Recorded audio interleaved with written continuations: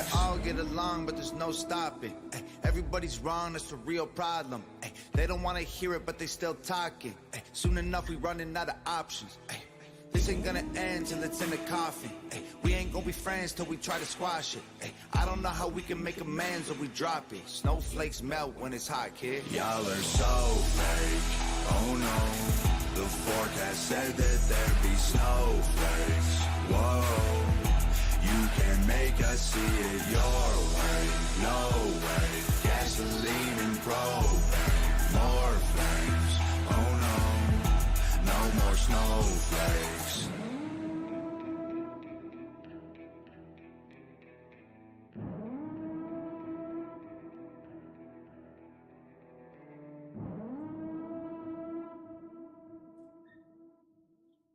Hey guys, this is Amária Sweet with HeartMind Expressions and the Fab Four.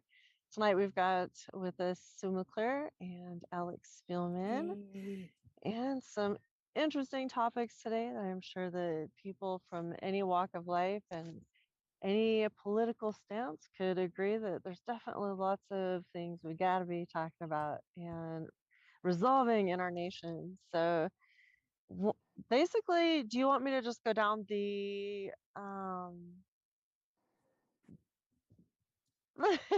I guess the list, or just basically starting with the open conceal? We can go down the list. Let's go down our itinerary. Okay, rock and roll. So the open conceal carry gun. My dad does that. He's got a open conceal. It's kind of interesting sometimes when he has been in the same area that I've been, and I'm like, oh, cool, interesting, hip gun.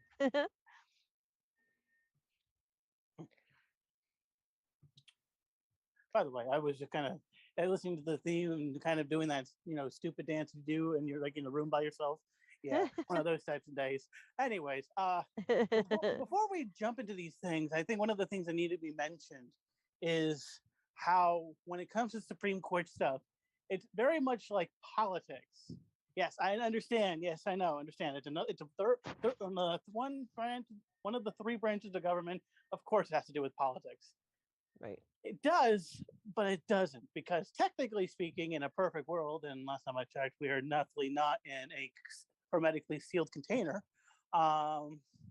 There's going to be some politics involved, but in a perfect world, there are 4 different ideologies that are generally used, and a lot of these justices follow these 4 main ones. And so before, I wanted to just bring this up because this will actually be the basis of a lot of these arguments that would be coming up. So the most common of these is called an originalist. Now, the originalist viewpoint on a lot of things is that we have to view the Constitution as it was originally intended. So as they were writing it back then, interpret it like that. All right. So if something says something about right to bear arms, we're like, okay, what does it mean and what is it intended? And like, that is what that's meant for. The second one is called a textualist or a contextualist, and they are basically looking at how it is based in context. So, for example, one of the biggest ones had to do with Casey, and that was all about. It was another reproductive case, and it was ruled in favor because in the context of what it was doing in the argument, it coincided with how the Constitution would do things, even though that was not what it originally was intended for.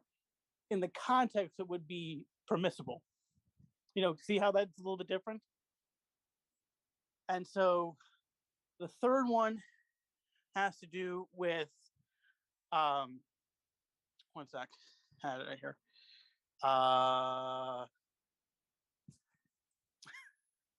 Sorry about that. I lost my train of thought. Sorry about that. The originalist, contextualist, you have which is considered stare decisis, DECIS,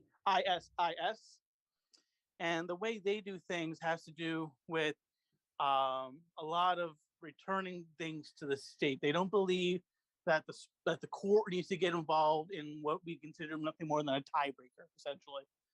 So they want them to deal with their own things in a smaller location where it would be most worth dealing with. And the only time they should be doing things is in a actual location where it is necessary. And then the final one is pragmatism. And well, pragmatism is kind of self-explanatory. It's the best of every situation and scenario. They're going to make the best situation out of everything, regardless of ideology or leaning towards things. So those are the basic four.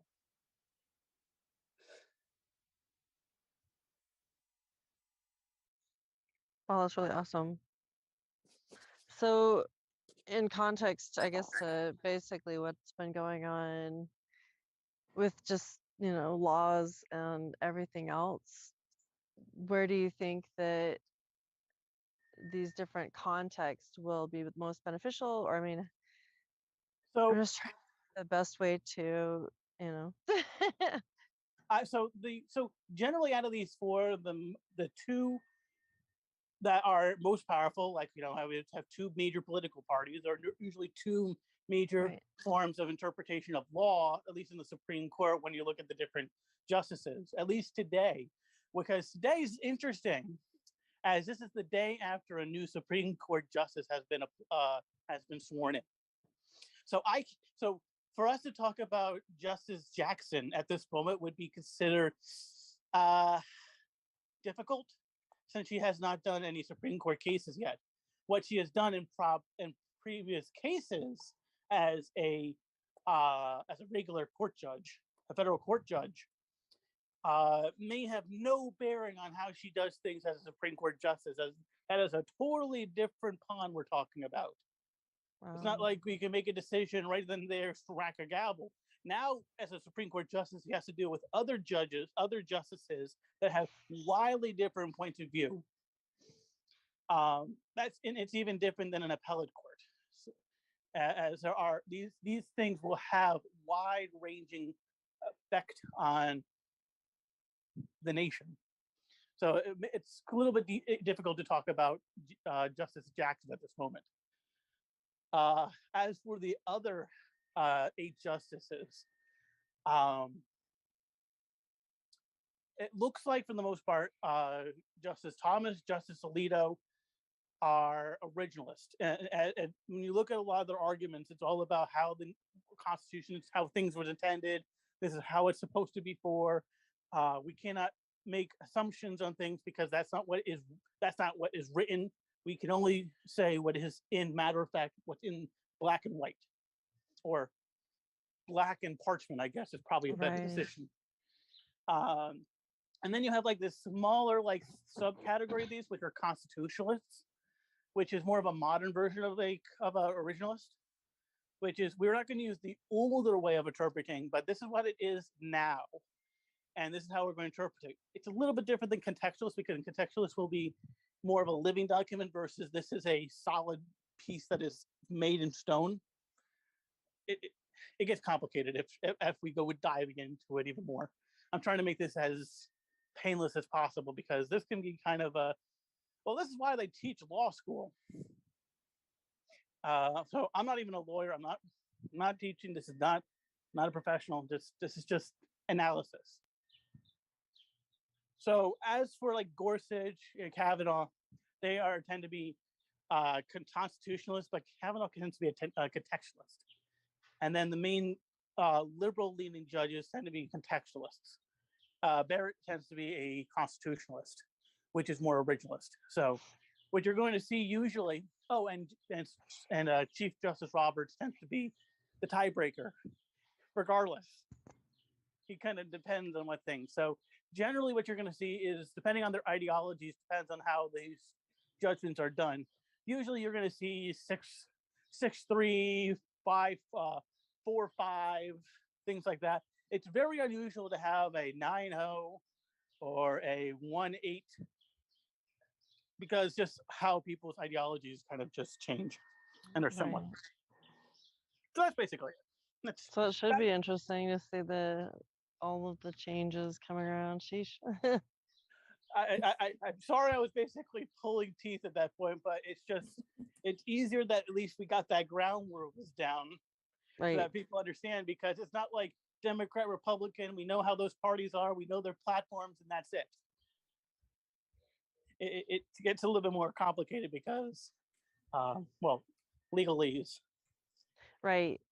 Well, it doesn't really help. The Jacksons doesn't, I mean, they didn't run the qualifications to what she has experienced versus, I think they just picked, skin color nowadays and backgrounds of the person's political thought, if you will. And it Well, seems like that's been running common about any type of job now. They've been trying to Yeah. encourage companies to act that same way. Yeah. Well, and here's the other thing is that when it comes to being a Supreme Court justice, there is no requirements to even either practice or litigate law. Jeez. Literally, That's they kind of could scary.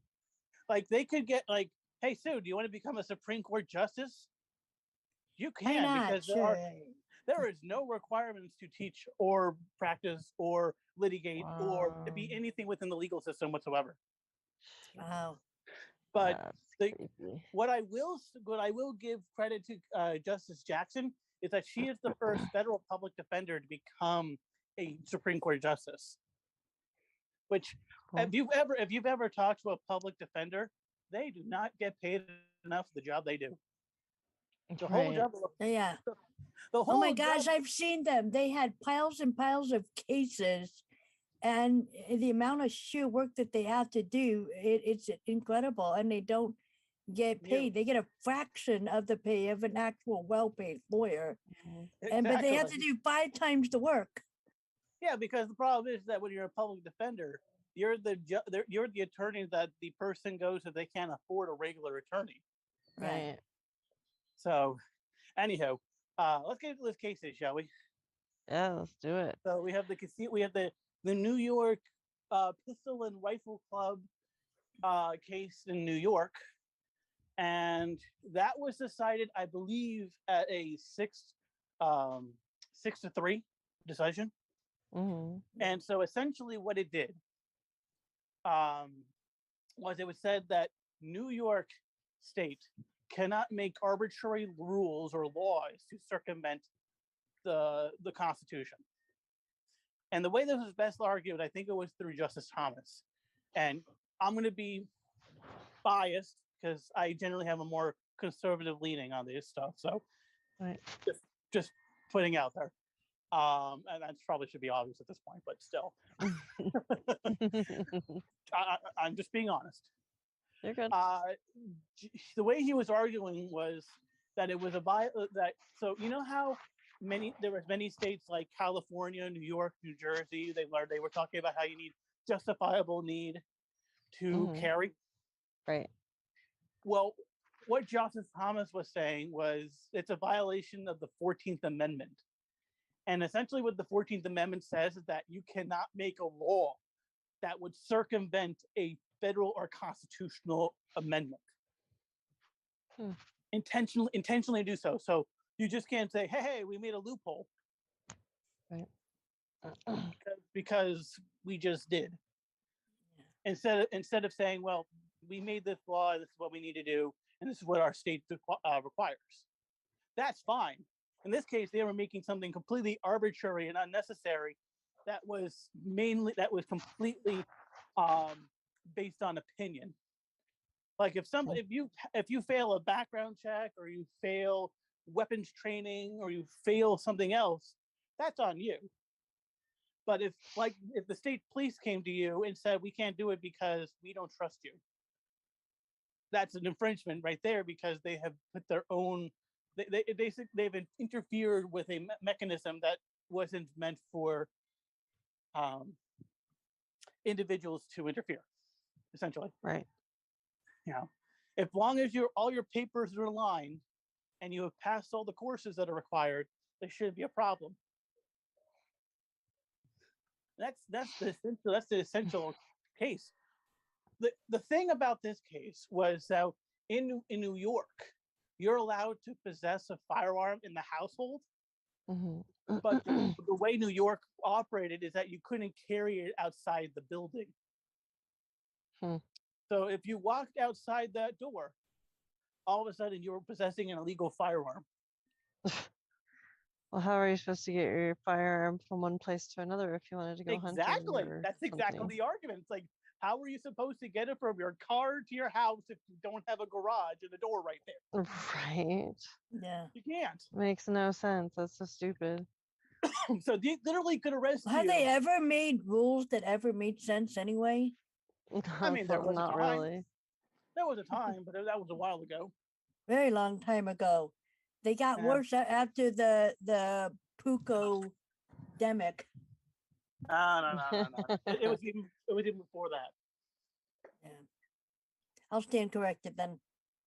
No, but that's basically what they're saying is that you can't, if you're doing these things, just be consistent. Right. Right. And so what this did is that this is federalized that rule where you just can't say, oh, we made a rule and you have to follow it because we said so. Right. That's not how we're supposed to work in this country.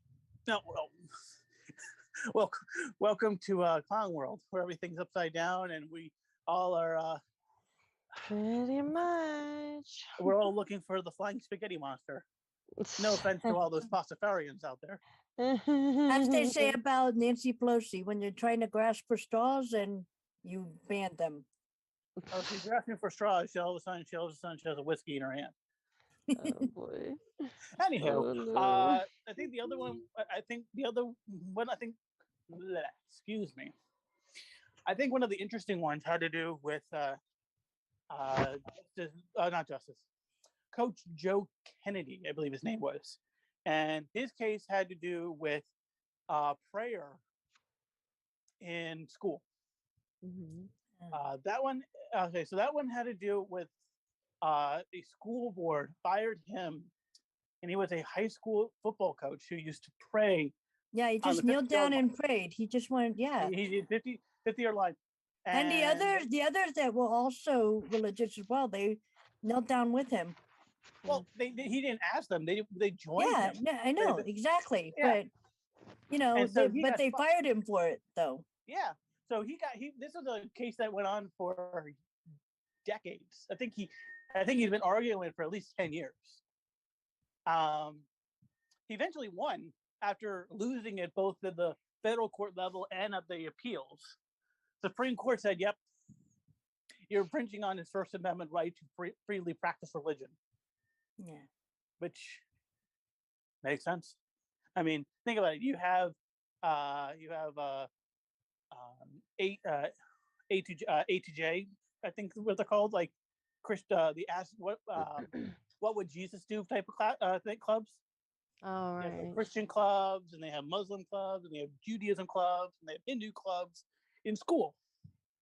There are clubs that are based on religious and cultural values, and yet he gets fired for practicing his own beliefs. Yeah, well, That's they've been bad. after infringing on religious beliefs, especially the Christian religion. They've been really, really heavily on, and even on the quarter, where it says "In God We Trust," it shows that Washington was facing that for a long time, and just recently, the new quarters, he's got his back turned on the "In God We Trust" that's printed on the quarter. It's behind him.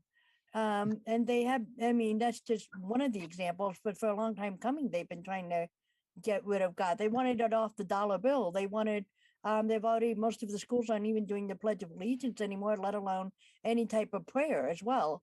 So they've been trying to, just on anything, not just religious, but even, belief in their own country. They've been literally trying to squash everything. That's good, if you will. Well, I can say right now that here in East Brunswick, both the government of East Brunswick with the town council and the school board, which is the East Brunswick Public Schools, they do the Pledge of Allegiance at the meetings. That's good. Nice. Yeah, they did it in They Idaho. I stopped don't doing know it. about They just Utah. stopped doing it at a lot of schools over here in St. Yeah. Louis. That's too bad. They still do it in school. They still do it at the meetings. It's still part of us. It's much more secular. You know, we do it as a form of tradition, not as a form of fervor. Yeah. But what's so interesting about the football case was that there was a case that we had with our football coach. His name was Coach Borden. And this case was exactly the same, except it wasn't on the football field. They were praying in the locker room. But he also went to the Supreme Court, got fired, fought all the way up there, and he lost his case back in 2012. So what was the nature of his loss? On grounds of what? They said that the school board had all the right to terminate an employee. Wow. It's interesting how the rulings go when the story is nearly the same. Yes, and you're also going to notice how society was different in the early 2010s versus the 2020s. It's a very different world. Right. Yeah. Very different world. But we've seen lots of cases like that where the story's exactly the same and one person can get off scot-free while the other person will get the hammer. Well, sometimes it has to do with chance. Other times it has to do with being in the right place at the right time.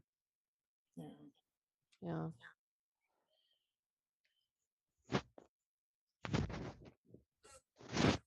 right. So, and then we also have one second. So those are the two major ones that was happening there.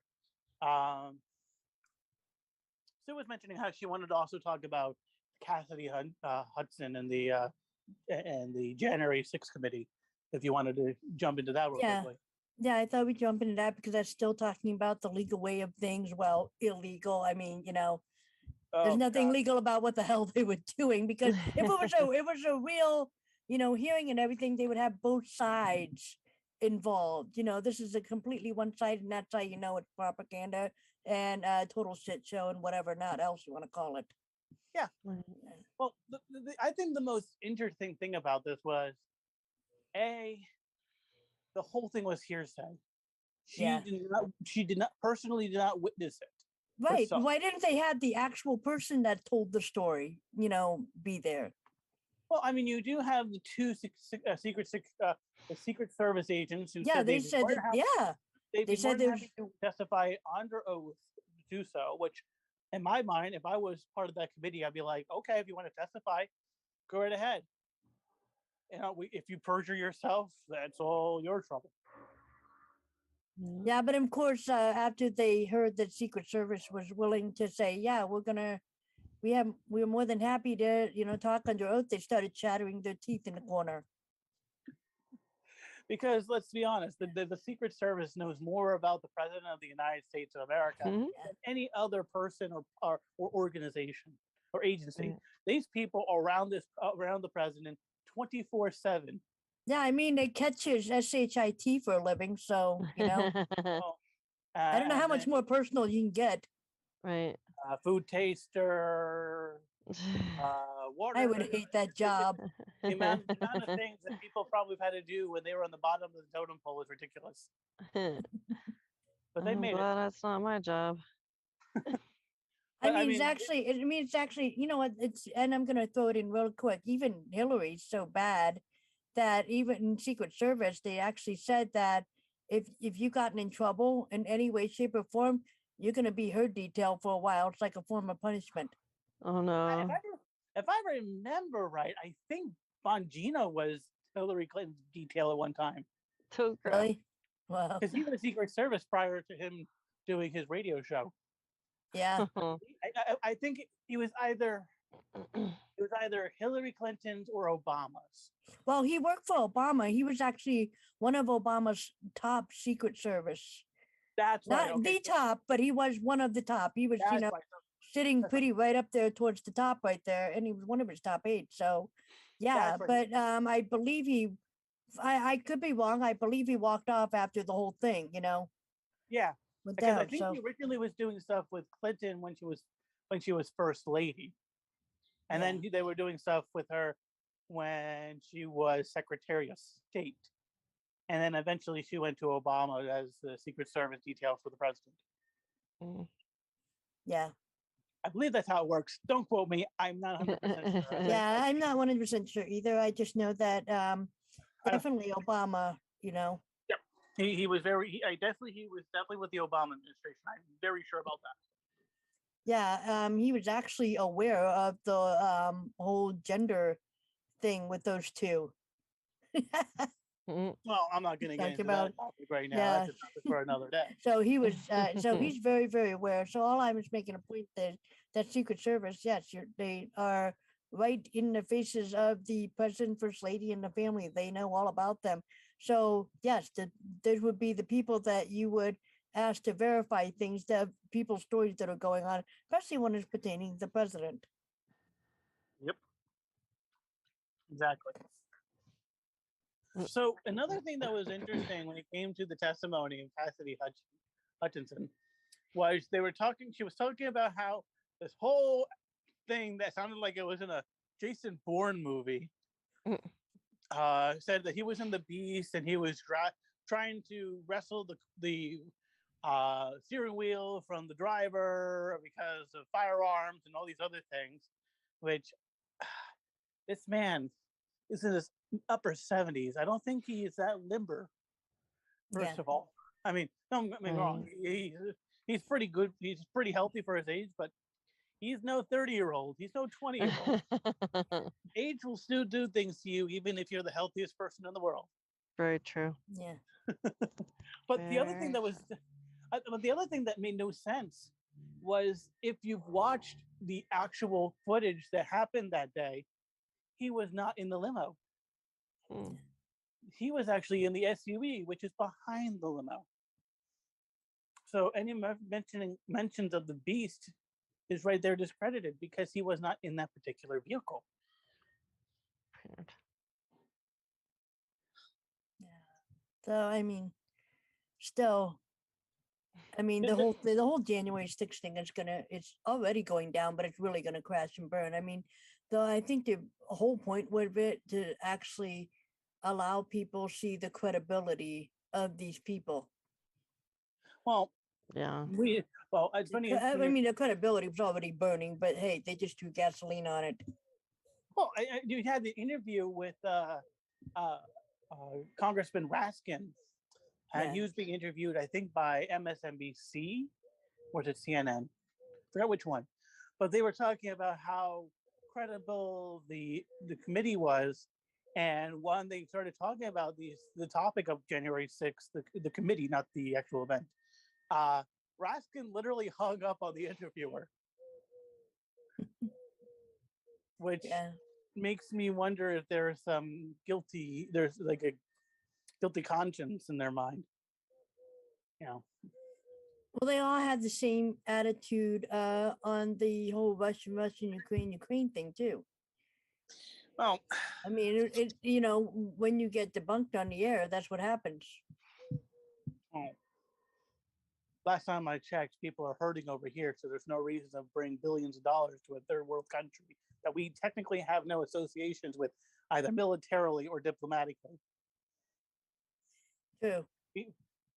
Ukraine, they are not NATO, they're not EU, they are not NATO. So technically, there's no reason for us to do anything with them. But except the Bidens. But yeah, that's the resident in chief right there. But that has nothing to do with the actual resident in chief. That's funny. It has nothing to do with the actual doings of the government. Right. Except if you talk about the DoD and how they have the labs that have been well documented within the DoD and State Department documents. I mean, there's that, and which means that there are definitely people within these particular things which are not working in the way the current administration wants to do things. So there's like this fight between the two. Some things just make no sense at this point. Yeah, I mean, you can actually see all over the internet right now they're talking so vaguely about the case, you know. Yeah. They just literally are you know. There's it's flair but no substance. Yeah, I mean they're talking about how, you know, like Donald Trump melts down during the bombshell January 6th, Secret Service agent deny claim, violent Trump freakout, and then it said Trump grabbed the steering wheel, and then former White House aides testified to Trump's fury, you know, and you know Trump tried to grab the steering wheel, and then the dispute over the January 6th, you know, and it's just that it's just these are the top, you know, 5 or 10, you know, things that are just popping up right on the search engine, and they just done everything they can to Well, definitely squash as much of the story as they possibly can, still making it sound like that he's the bad guy, and that shows you what's the alignment of the search engine, you know, those run it. And most people know that. A lot of people know that by now, you know. yep. Search engine is not your friend Right. when you're looking up truth or stuff. Oh gosh. When we talk about truth or stuff, holy crap, that is sometimes it's really difficult to do. Yeah. It is. It's actually hard work. I mean, you need to sit back and realize, why are we doing this? You know, I mean, we're actually doing this. We're ridiculed. We're yelled at. We're everything. It's just everything negative has been thrown at us, and yet we still are researching. We're still looking stuff up, and you know, we have people that talk on both sides of the line saying, well, I researched it too, and it says that Trump didn't do this, did do this, and all that. And they said, yes, but you also have to find out where that story is coming from, who wrote that story, and who they work for. That's why it's important to follow the money and follow the people. You can't just, you know, look up stories. Yes, because then at the end of the day, how are you going to tell which one is telling the truth? I mean, if this story was funded by George Soros, then that pretty much tells you the story is total, you know, crap. Right. So, you know, you have to look at who the source is coming from, you know. And I know that's really, really hard for people to grasp, especially with the whole, even the whole food shortage thing that's going on. Right now, there's a huge backlash and argument against it because people Mhm. are saying, people are saying your stores are full. There's absolutely nothing wrong. We have a couple of stores here in St. Louis that are showing signs of wear and tear from the food shortage. We noticed that the packaging system is getting smaller. We've noticed that they're scooting the items closer together, and you know, anything that's missing, they have to scooch the particular food items close together and make it appear that the shelves are full, and then stocking it with other items instead, you know, to fill in the gaps. That's called a facing, and that's a standard grocery practice. Right. That's a standard practice. When you start, so I work at a grocery store, and I'm actually part of the grocery department where I actually do stocking. So, but what we're currently dealing with when it comes to vendors at this moment is we're dealing with a plastic shortage, a cardboard shortage, an aluminum shortage, and we're also dealing with different like raw materials, like to make like different syrups or crackers or stuff like that. That's becoming difficult. So what they're doing, many companies now are only selling their mainline items. So, for example, and this may not be the most popular decision to talk about, but say Coca-Cola, right? Coca-Cola is only using their main thing. So like Coke, Diet Coke, Sprite, Fanta, and maybe Seagrams. They're not really doing too many seasonal items, and they're not doing too many special edition items because they don't have the resource to do so. But it also doesn't help that the factories have been blown up. We have over 100 factories that went kabuko. Over 100 in the last year. Yeah. And there was actually one in not that far away from me.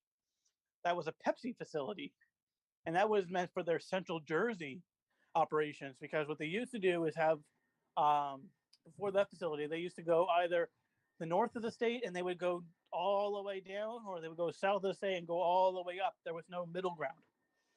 Yeah. That was like their that was their location. So now they have to, well, do what they used to do Yeah, we until have they trouble can. here in Missouri too. Yeah. I think every state got hit just about. Well, Um, another thing, and then the other issue right now is that there are farmers that are fighting against the EU at the moment in Europe. They're fighting because I think it was the Netherlands, they passed a law which regulated how much nitrogen should be in the soil. yeah. And And, nitrogen, that's well, essential to growing certain plants. yeah. Well, I mean, they're also fighting against now all these other chemicals because now they're talking about, like, especially the organic community has been under attack once again. They've always been under attack, but they're really under attack now, because now they want to tighten, well, actually loosen the regulation for. I believe that at first they wanted, the grounds to be replenished, like a 7-year gap or something like that, Yeah. and now they want to bring it down to 3, which that's not enough to make the item organic, if you will. I think another problem is that the guidelines by the FDA and what is considered natural and what is considered organic, Yeah, they're not Oh, like yeah. they blur the line now. and also what's considered free range and what is considered cage free are also not exactly clear. Right. Well, you do want well, free range is let me see, what was it? Technically, free range is all you need is a small Yeah, I little think a yeah. small little gap within the facility that you house the chickens in, and that's considered free range. You don't even have to be Wow. building. Yeah, I think what you want to look for is pasture raised, by the way. That is usually the strictest That definition. well, that means they've been running freely, but they also had a chance to eat the bugs and everything else. Which makes it Yeah. healthier. Which makes a healthier chicken because their immune systems are actually doing things naturally, not being plugged up by antibiotics.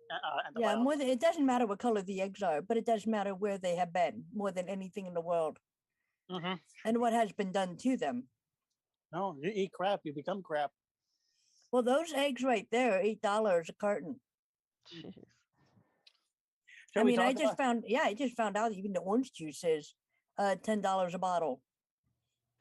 Oh boy, orange juice is more expensive than gas. Yeah, I know. What does that tell you? I don't know. And that's just for a gallon. I mean, seriously, I can just see what the Christmas gift stockings are. They're not just going to do lottery tickets now. They're doing gas cards. I can just see it. Which makes no sense to me whatsoever. The concept of a gas card today is ridiculous. I'm going to give you a $25 gas card. Oh, great. That's going to fill me up 4 gallons. Well, is that gonna give me? I know, right? Yeah, I mean, Or no, have I can just see that these little square boxes that Joy comes in, and the Mhm. girl's like all excited, and that a guy gave her this really gorgeous Joy box. She opens it up, and then there's a gas card in there. Yeah, you want something expensive gift, I got it for you. Gonna come to that. Yeah, we're going to go somewhere expensive. Dress nicely. The Shell station. Your local Exxon Mobil gas station. Yeah, probably the food there is horrible, but hey, that's actually more expensive because a lot of them actually get their money through their little shops and stuff that they do. But hey, it probably becomes more expensive eating there than at Tony's. Jeez. Well, you know what? I've heard the sushi does wonders for the internal systems. Oh my God. Well, I could be really gross. We could be All right, let's just. But anyway, the concerning thing is that fuel prices are going up, which means that everything else is going to go up in respect to that because there is at this point no physical transportation system that is publicly used. We talk about. Yeah, you have to cost to transport it. We don't have stargates and jump gates right now that are Portals. Yep. are in standard use. I mean, yes, they may be used elsewhere, but they're not in modern, not in public life at this moment. Yeah. They're in key locations. So They do exist, but we don't, the common people do not have access, mostly the Exactly. military more than anything. The Well, upper military, the upper echelons of the military have access to it, I should say. You know, but I think that'd be awesome when it comes to the preservation of food. that What would if- be great. Wouldn't it be neat? You could just Literally. pick it off the farm and basically have it shoveled, you know, to the It's like, nearest if we like grocery the- store. You'd be getting a hella fresh, you know? have you ever seen that? Have you ever seen the Florida Natural commercial where the person throws their hand through the shelf and they're grabbing The orange juice, Florida's natural. They're- Well, yeah, Florida Natural. They're putting their hands through the Yeah. freezer and they grab it right off the tree. Yeah. That's what we were talking about. That would be wonderful. But unfortunately, we still need trucks that use diesel, and diesel's like $6 right now. Which I think you know, it's 8 in California. in California, and these things are 100-gallon rigs. It gets expensive. Yeah. It's, And there are actually gas stations that don't even have diesel right now, which is Yeah. scary because if they don't carry diesel, then they cannot transport the goods. Which wouldn't the irony be if a truck carrying diesel breaks down because it doesn't have diesel gas in it? yeah.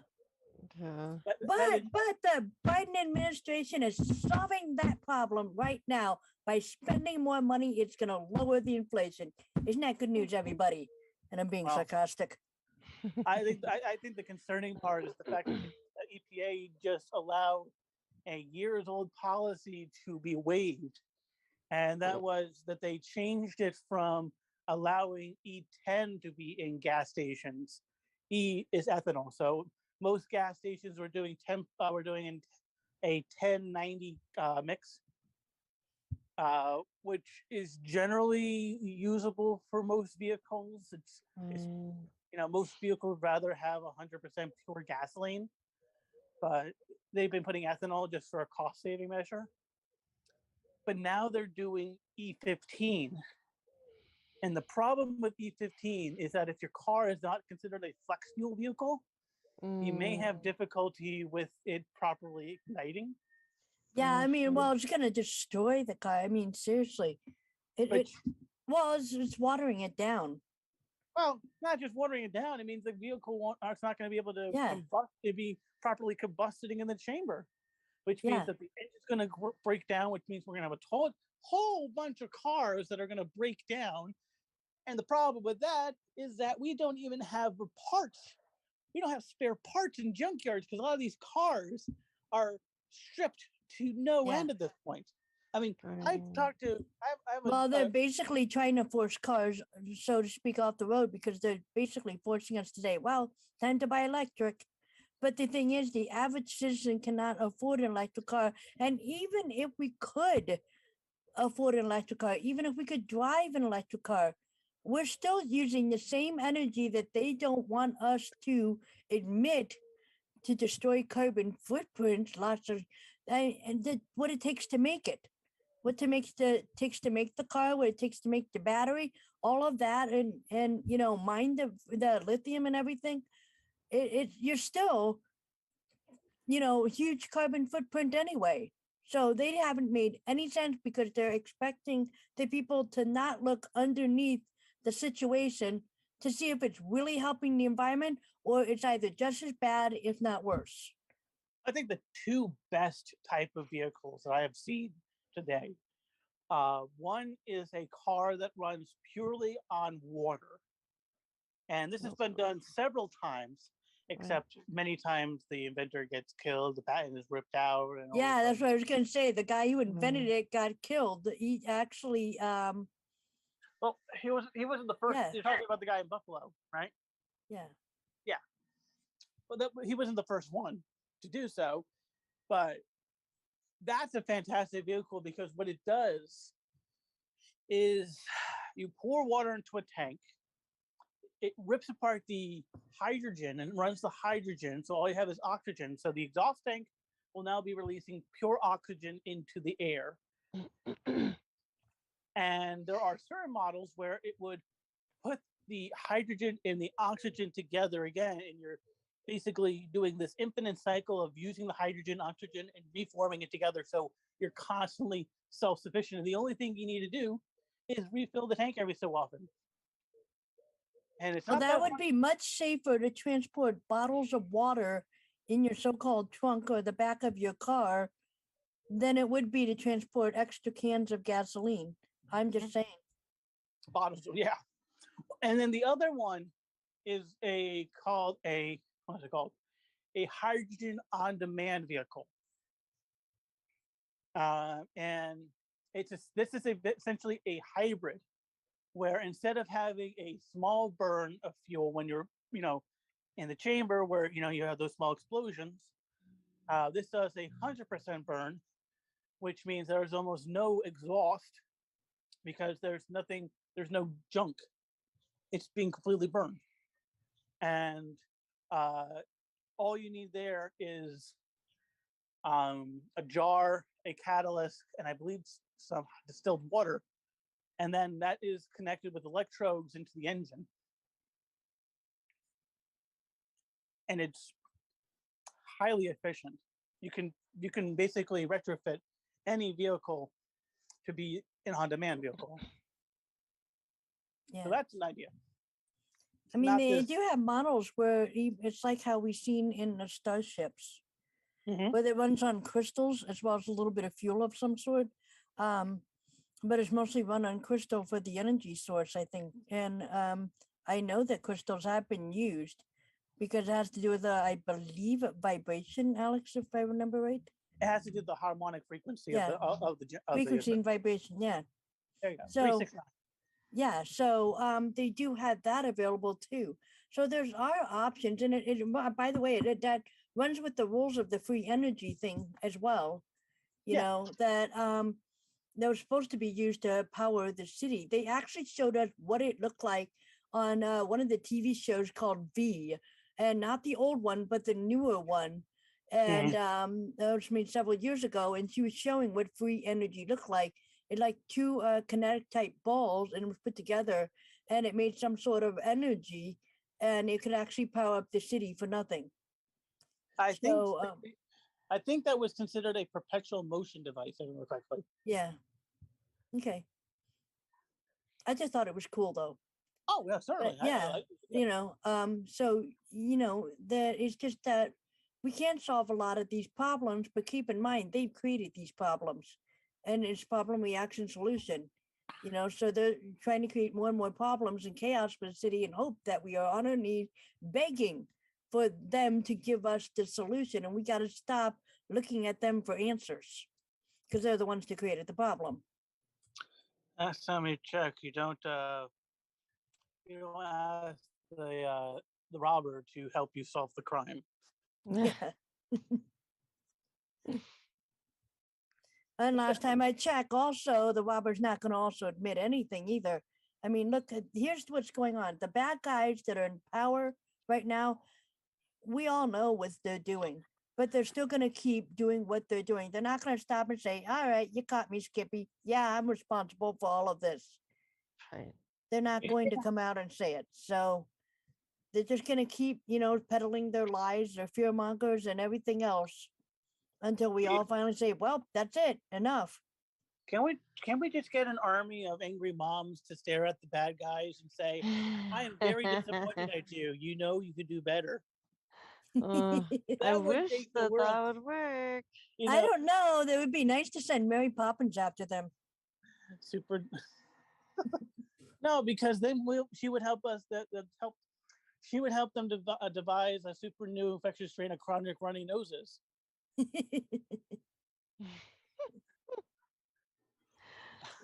No one ever said what was in that spoonful of sugar that helped the medicine go down either. Last time I checked, I don't take weird white substances from a stranger. Oh, shit. But hey, they were teaching that, Disney was teaching that. Well, they also told you to go down the rabbit hole, with Alice. Oh, that's a whole different story on itself. Along with the Mad Hatter and the Tea Party. It's you have 360. What's it? 364 birthdays. Well, I mean, I actually thought that the Queen of Hearts was actually representing Queen Elizabeth. I mean, off the head is a famous thing that she loved doing too. You know why the Mad Hatter's so mad? Oh my God, no, I've forgotten. The Mad Hatter's mad because back in Victorian times, they used to line top hats with lead. Oh man. Oh yeah, okay. And you would start getting, as the fabric would be on your head, it would start leaching into you, and you would eventually just have lead poisoning, which eventually created the ailment known as Mad Hatter syndrome. So sad.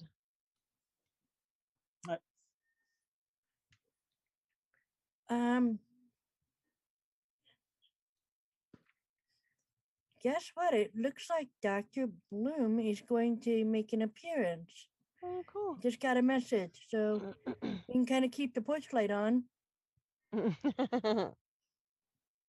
Porch light, whatever.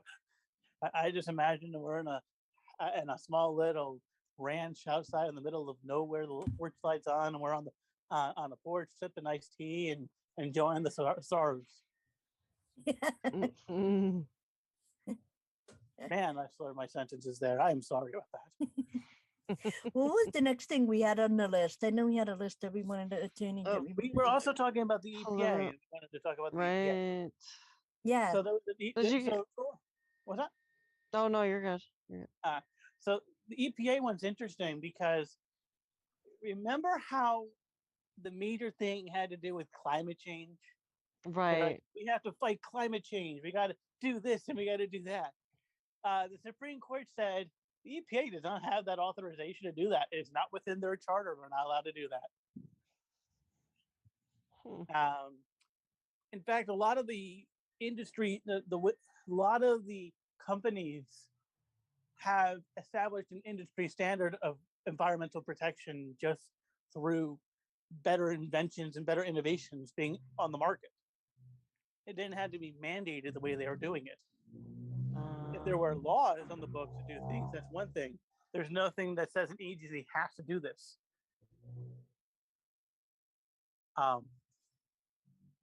So now that idea of greenhouse gases and carbon emission, at least as the EPA was concerned, is no longer enforceable because it's not in their charter. Cool. Be nice to stop seeing the stupid chemtrails. Yeah. Well, I would like to see that. I like to see a Supreme Court case or a federal case or a state case which talks about a person getting sick due to, what's it called? Atmospheric air emissions or something like that. I don't even know what the term is. They'll probably call it some little disease, non-related. It's just like with the different jab damage, like from other shots, and it's not even the inoculations from the specific questioned one. There's like so many diseases that have been caused and created because of injecting foreign substances in the body. So it doesn't surprise me at all that something else is being I shut had a down. question, actually, Alex. Yeah. Could you let everyone know the difference between, the chemtrail and the contrails? Right. Oh, easy. It's actually very easy to tell the difference between a chemtrail and a contrail. A contrail dissipates. Yeah. If you see a plane and you see a trail and it dissipates after a few seconds, that's a contrail. If it's in the air and you can see it a minute, 5 minutes still in the air, that's usually especially when it's widening and expanding as it's up there. And there's usually a trail going upwards and then downward. Looks like a 5-year-old scribbled in the sky. Well, and the question is, there is a theory going around that there is actually competing factions doing different types of air dispersals at this point. Wow. Where you have chemtrails and then you have what's called a Phoenix principle, Mhm. which is the good guys trying to use the same system to reverse the chemicals in the air. Like neutralize it. I've heard about that, like theories Yeah. about like one group that's trying to put stuff to help people. I It's mean, I'd kind of like to know what the other groups are, because like when I was in Idaho, I called because Idaho Power was talking about how they were going to be cloud seeding, and I had some arguments about 6 years ago with some people on that, and it makes me wonder like who's in charge of that group and the crap that they were doing there. But makes me wonder with each one of these chemtrail groups or whatever they are, like what gives them authority, what how can they just pick up a plane and go somewhere and just start spraying? It just dumbfounds me sometimes. Yeah, especially you would think that the other group would shoot down the other or something like that, you know. I mean, who knows? But but you that'd have be to too obvious. understand that they're in every aspect of it. The whole chemtrail thing is not just to mess with the sky; it's to mess with our air. It comes down Yeah, eventually on true. us. Comes down on all of our plants. It comes down on absolutely everything.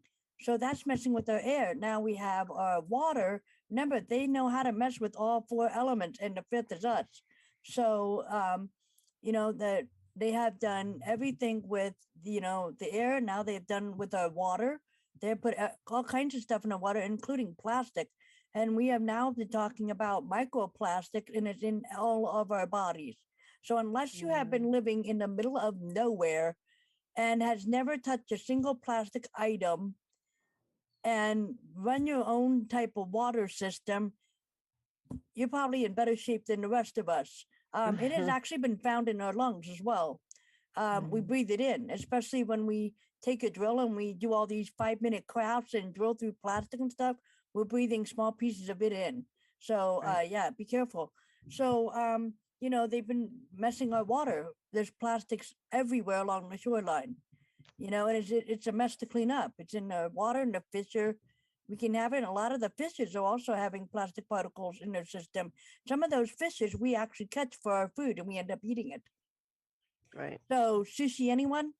Yeah. So, and so that now are their air and now they mess with the water. What's next? Well, the fire, they've been using it to burn all kinds of different parts of the forest, whatever, woods. California's gotten the bulk of it, definitely. What was the other one? Montana? Or I can't remember. Or Oregon does. Oregon, okay. Oregon Yeah. has fires. Washington has fires. Did we have somebody in the central part or not? I can't remember. But I think every so often you'll get fires in the Ozarks, but that's probably Yeah. why I can think of. Okay, so I wasn't sure if the East Coast were getting attacked too, but either way, Most of that you stuff, know, most of that stuff is being done by directed energy. yeah, Yeah, but, that you would know, not surprise me one bit. Which You is know, funny and because then- that was actually revealed by Secretary Esper when he was a Secretary of Defense. He literally talked about directed energy weapons. And I'm like, why did you just talk about that when you're Secretary of Defense? You're claiming these things did not exist. Right. Okay. Yeah. It's just a conspiracy theory. Let's just tell Anyway. everybody. Jeez. Yeah, and then now we talk about Earth or dirt. So yes, that's infected by all of it between the water and the air and everything else. Monsanto. So, yeah. So All right. they say dirt's cheap. I don't even think dirt's cheap anymore, and I don't know how they talk our society into buying dirt. If you go back into biblical times or what they call ancient Egypt, you go, hey, guess what? In the future, where I am from, we sell dirt, air, and water. Can you believe it? Multi-million-dollar industry. Right. I mean, I can't imagine a person who woke up one morning and said, hey, you know what? I don't really have any talents or gifts. What can I do for a living? Oh, I know. Hey, Mom, Dad, I have a great idea. I'm going to start backing dirt up and selling it for a living. Seriously. Can you imagine where that got us?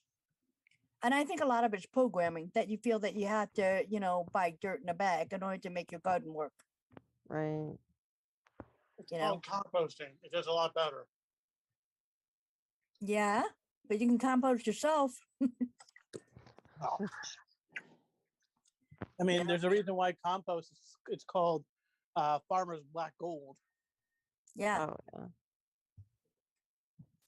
But you know, a lot of these things you can do yourself, but people feel that they need to. I just noticed that people feel that they need to go to an expert to, you know, handle whatever affairs. They need to go somewhere important rather than doing it yourself because they feel, oh, I'm afraid I'm not going to be doing it right. Mm-hmm. I really don't know how you can F up dirt. I'm just saying. Well, I mean, they effed up dirt, but can we F it up any further? Can I ask a question to you two lovely ladies? Yeah. Mhm. How did that You just did. You just did. Very funny. You just asked this question. How did that expert become an expert? Very good question. I would like to Yeah. know how that expert became an expert. Well, if I say somebody an got- expert. Okay, here's the thing. It's not the word expert that's the problem. It's the problem that they have put certification in front of it. Now, what makes you a certified expert? Anybody can be an expert in something, but to say, oh, I'm a certified expert, like I have a degree in it, no, now that's the person I'm listening to. If you had two people that have just as much knowledge as the other standing next to each other, doesn't matter what profession. So my question is, the same amount of knowledge, same amount of experience, same amount of years that they put into it, same amount of studies, okay? But one's got a diploma stuck on his wall while the other just freelance learned, if you will. Right. So which one is the crowd going to listen to? The one that's got something stuck on the wall or the one who's, you know, Google searched everything for the last 20 years and learned? Well, that sucks. Like, that's like a lot of stuff that I've done myself, just studying from home with a lot of things, taking care of my family. You know, I think a lot of us stay-home moms that did a lot of that research growing up, as we can say, a lot of us learned a lot of shit. So yeah, this it kind of gets me too in the But we were fields. programmed to think that Right. you have to be a certified expert, if you will, in order for somebody to listen to you. And it's the same thing. People Mhm. would rather listen to a chef than listen to an actual somebody that's, you know, just spent years in the kitchen toying with food until they got certain concoctions right or recipes or whatever. Or You know, going to and a doctor that's basically a technician now, and doctors don't even actually look at a patient anymore. Even my dad, who's an old school doctor, mentioned that to my mom because he had gone to a basically a doctor about some stuff he was going through, and they talked with him on the phone. He went in, the nurse came in, took his blood pressure, and then the doctor came in and prescribed a bunch of stuff. Didn't even look at it. He's like, whoa, whoa, whoa, whoa. You're not even gonna look at me? He's like, no. Well, my dad would have palpated the patient's body, be like, okay, so you're complaining of pain here. Let's check it out. Nothing. yeah, So yeah, there's like even doctors are just glorified technicians anymore. that sounds really, really scary. Mm-hmm. You need to actually get to know the person before you can prescribe them anything. It's the same thing that an auto mechanic needs to kind of know the car. He's not just going to start plopping parts in. you gotta know the model. You can't just plop any part in. I mean, I'm absolutely amazed at how many types of cars there are and how many filters and belts that they have invented for these specific types of cars. Right. You go to AutoZone, you say, hey, I need a filter. They're going to be like, yeah, what's your car model? Make, model, year, everything. Why is that important?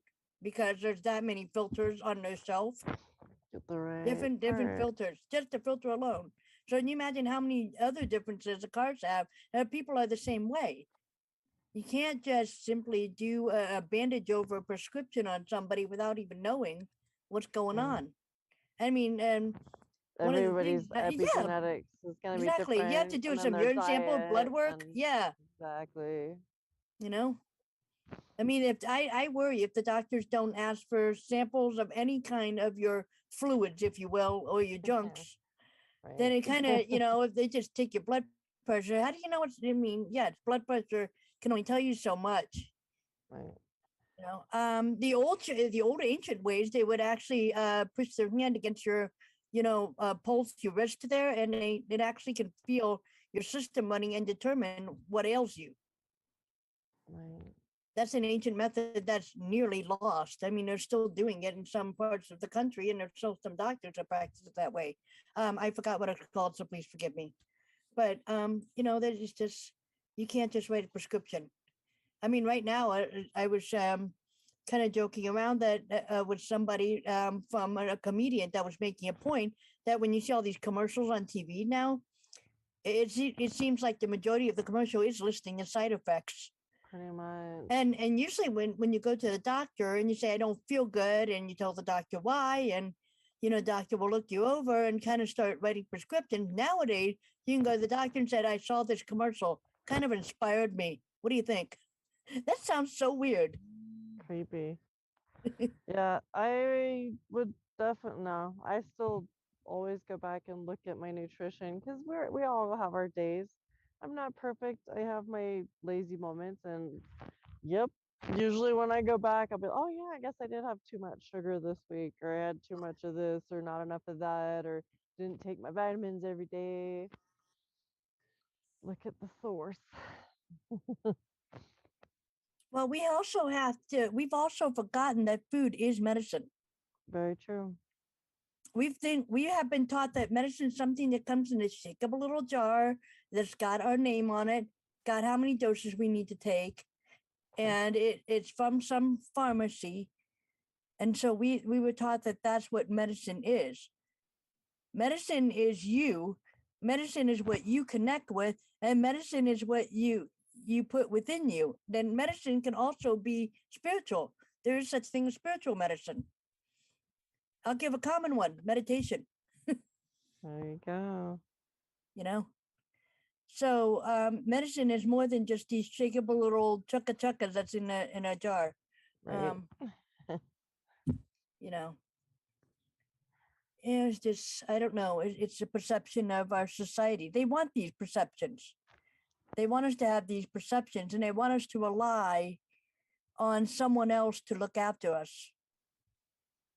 Yeah. And we have to learn to, gain the knowledge and rely on ourselves. So what do we say to somebody when they're afraid they'll screw up, Amária? Oh, I That's guess the it fear that depends people on has. who the person is or what. I mean, as a mom, usually I just let them screw up and say, "What did you learn?" But Yeah. See? I mean, come on. It's not like, it's not like you have to take anything to the extreme, but even little changes in your life definitely will help. Right. Yeah. Definitely. We had a couple more things that were on our itinerary. What do you got? There was. Let's see. Yeah, I gave you the list because I wasn't gonna remember. Right, I'm like going back. There it goes. Yeah, Well, we were I talking know we about were talking about. you've had Yeah, a Stay in Mexico Act, and then there was the separation of church and state, the decisions on that. That was the last two that I saw that I don't really remember any big yeah. discussion on. So, yeah, the whole church and state thing. I think Alex dropped there. So yeah, we can talk a little bit about church and state here. We're still waiting for Dr. Bloom to come on. He just said he's working his way up now. So, Oh, but church and state, there has been a lot of divide with church and state of what's going on, of how the schools were handling. We just talked a little bit about how the schools are handling the whole divide of religion and stuff. I think that it's just that the state's wanting to regulate religious services as well. right. And we have talked about the division of church and state, that they shouldn't get into our business about like taxes, for example, and things like that. Yeah.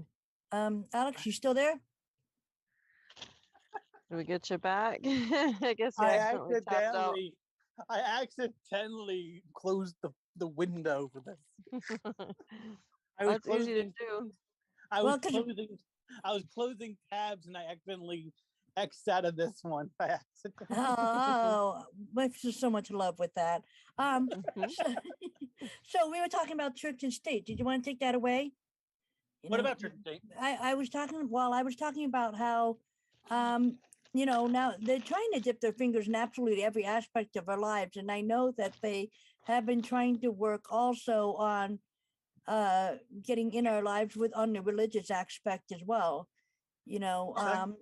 Regulate church or in some way, especially like through taxes or whatever. Well,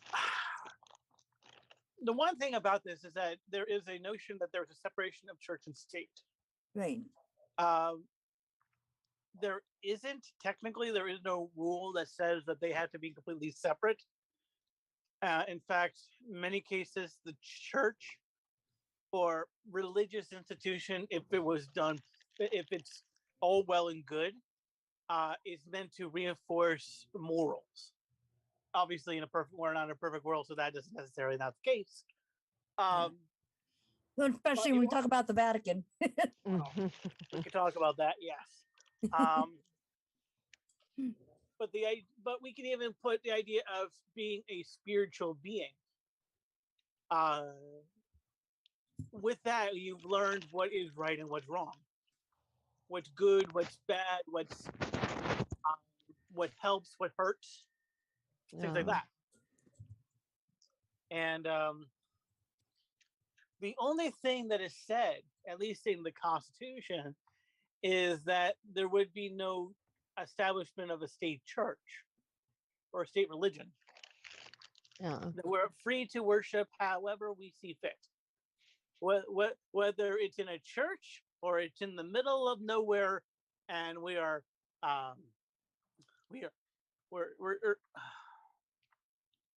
doing whatever we need to do, right? As long as it's not harming another individual, in most cases, it's perfectly fine. I honestly think that we need to reincorporate that into state, because at this point, I think we have embraced amorality as being just a cultural constant, that having it may have some type of deterrent to doing negative things. At this point, I'm not too sure. It's just kind of something I'm gonna muttering at this point. I'm not sure yet. Well, I mean, they've already have dipped their fingers in so many things, and a lot of it's even evil right now anyway. I mean, they're responsible for most of the misery that's going on right now. Dr. Bloom, welcome. Can you hear us? Can you hear me? Yeah, now we can. Hey. How's it Hey, going, welcome. guys? We're glad that we're all Good to back see together. you. I know, finally.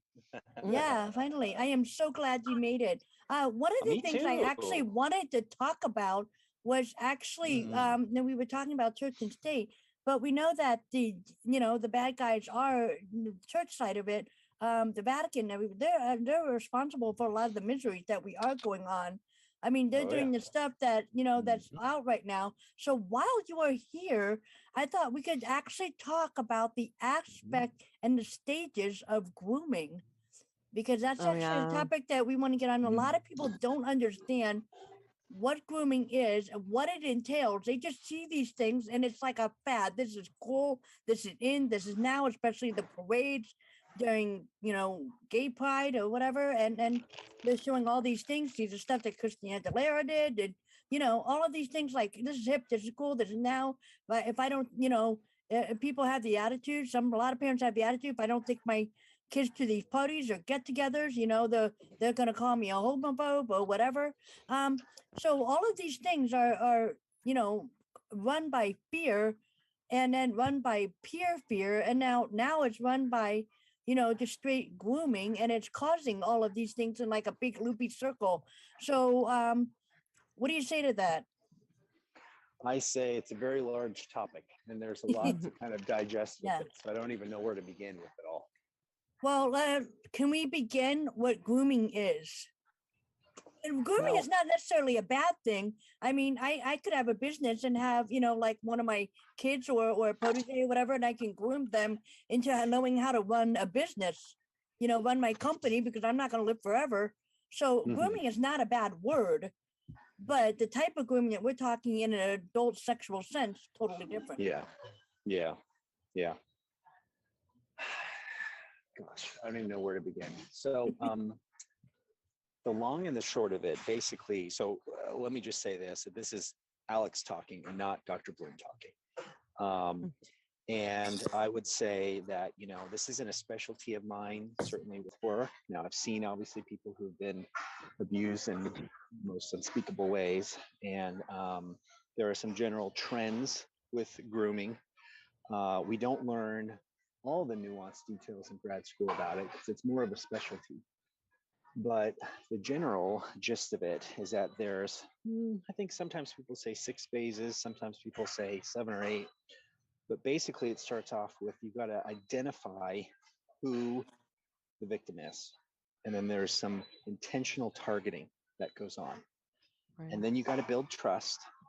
You got to gain access to them. You got to have some sort of way in which you can kind of have your seed planted, if you will.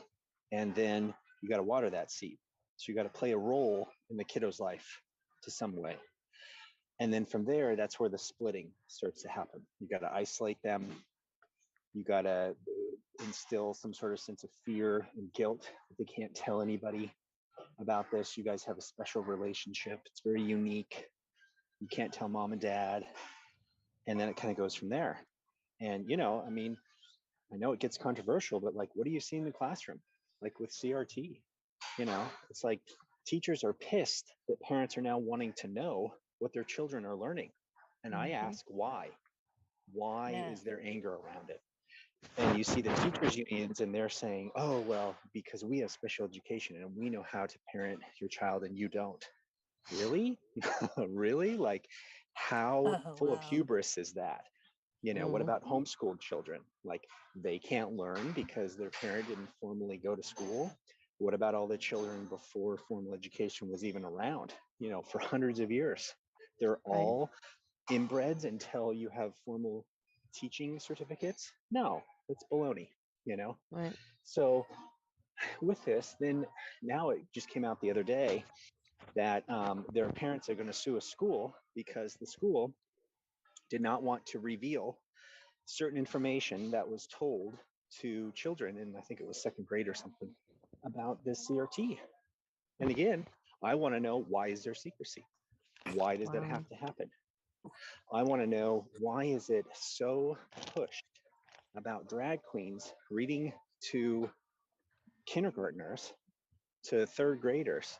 Like, why is that being pushed so hardcore out of nowhere? To the point that there is a politician in Michigan, I can't remember her role. I think I sent the information to you, Sue, the other day. But she is now saying that this should be a law, that in every school in the country, a drag queen is teaching to, early education children. Oh. I want to know why. Wow. I can answer some of that. Yeah. Go ahead. This is some stuff I've learned as I've been running for school board. So I was touching on this last week. There's a program that is currently being going around, and the program is funded through the CDC, which is right. So you're paying your own federal tax dollars for this program, and it's developed into 3 different sections. So the plan itself is called Whole School, Whole Community, Whole Child, WSCC model. Right now, this is being pitched to schools and counselors and other things like that in workshops as the whole child model. We have to deal with this child in every aspect of their life because of all the trauma and fear and anxiety. around these things. And so this is usually broken up into 3 different ways. One is SEL, which is social emotional learning. We got to teach the child how to think, not what to think. Or what to think, not how to think. Right? They, you know, if a child's upset and concerned and doesn't like and being bullied, then we have to send them to counseling right away. Right. Instead of realizing that, you know, they're in 6th grade and they're growing up, and people 6th graders are usually jerks because they're dealing with hormones in the first place. You know, it's one of those things. The second part is called CSE, Comprehensive Sexual Education. And what this is, it's sex ed, but on steroids. So we're teaching children as young as kindergarten about advanced functions of, like, for instance, we're talking to a kindergartner about the genitalia and what their functions and how they look and what they're supposed to do. First of all, I don't think a kindergarten. It's a little early. Yeah. Yeah, that's what parents are pissed about. You see. That's why when DeSantis. This is why Youngkin run. Yeah. He won because he ran on the platform of the party of the parents. So all these parents are like, this is bullshit. I'm learning with my children being home with COVID what the teacher's really learning. And now the teachers are pissed because we're being made aware of the brainwashing that my children are being taught. And they're literally telling the children, make sure your parents are out of the room for this next part of the conversation. This is just a secret between us. Exactly. Wow. How is that different than the stages of grooming? You see what I mean? Like, why does it have to be secret? What do you have to hide? You know what you're doing is wrong. Yeah. And the third part of this is called, critical race theory, CRT, but it's based off of what's called critical pedagogy. Yes. Or it's basically an educational form of critical theory. Critical theory, that's right. Which is class struggle, economic struggle, race struggle, things like that. Karl So Marx. they packaged all these things together, and here it is. Whole child, we are controlling every aspect of that child and what they think, how they act, and how they feel. And the worst part about it is there are laws, like here in the state of New Jersey, it is illegal for a parent to have any interaction with a child when it comes to their sexual development in school. So let's say you have let's say we have Jane, right? Jane is a 6-year-old girl who has just decided that she is trans. She's going to be called him. And the way the state law works is that school has to protect that child. And if the parents understand about this and they disapprove with it, they are the school at that point is allowed to become a mandatory reporter as anything else. You know how when it deals with abuse, they're a mandatory reporter? Right. That is considered a form of abuse, and it's considered a dangerous environment for that child. That parent could have done nothing except say, I disagree with that. I don't think you're like that. Wow. And at that point, you're putting them in you're accusing your parents of putting them in a child in a dangerous environment because you don't approve of that behavior in order for that child to stay in a dangerous environment under the school. Yes. So how are we defining danger, you see? Yeah. And if we take a step back for just a second, you know, that if we remove the variables, we remove the details, and we look at the formula here, the child has been told that what the parent is teaching them is not okay. And the state-funded schools are telling them this. And they turn a narc on their parents for something that they disagree with ideologically. Is that not what happened in Nazi Germany when their parents weren't Nazis? You know? So just an what happened? Thought. Yeah, go ahead. Sorry about that. No, you're fine. So it gets worse.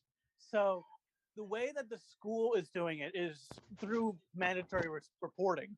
But they're also doing this as that many schools around the country have in loco parentis, which Latin basically means in place of parent.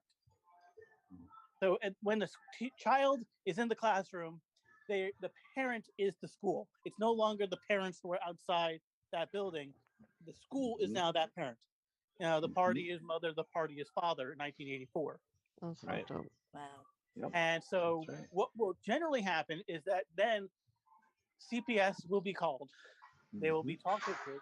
They will be interviewed. And if they deem that this is considered a harmful situation, that child is at that point brought into the foster system. And the foster system is known for its abuse. There is so many cases of a child being abused by a foster parent or by a foster sibling or by the foster by a counselor within the foster system, which will at that point cause crime. It will cause a poor mindset for that child. It's going to cause massive issues when it comes to economic, social, emotional, psychological, religious development. Yep. You're just dooming that child to a life Trauma, all of it. And this is all state law. And then I see them 15, 20 years later. Right. Yeah. It's really, it's actually what's sucky about the whole thing is that since you and I have talked, we've had the firsthand in the battle right on Twitter about all of this stuff, and we are getting this types of mindset. Now, I'm not saying that the people who are drag are automatically pedophiles. What I'm saying is that if you're supporting your child being in your show, a child even watching your show, or the parents taking him there, and you're okay with this, because you could walk out anytime. You could absolutely walk out anytime and disapprove. But if you're actually supporting it, then you're giving that appearance that is your attitude. So I just want to clarify with that. That's just my opinion with that. Now, we've seen the stuff that's going on the entire past months.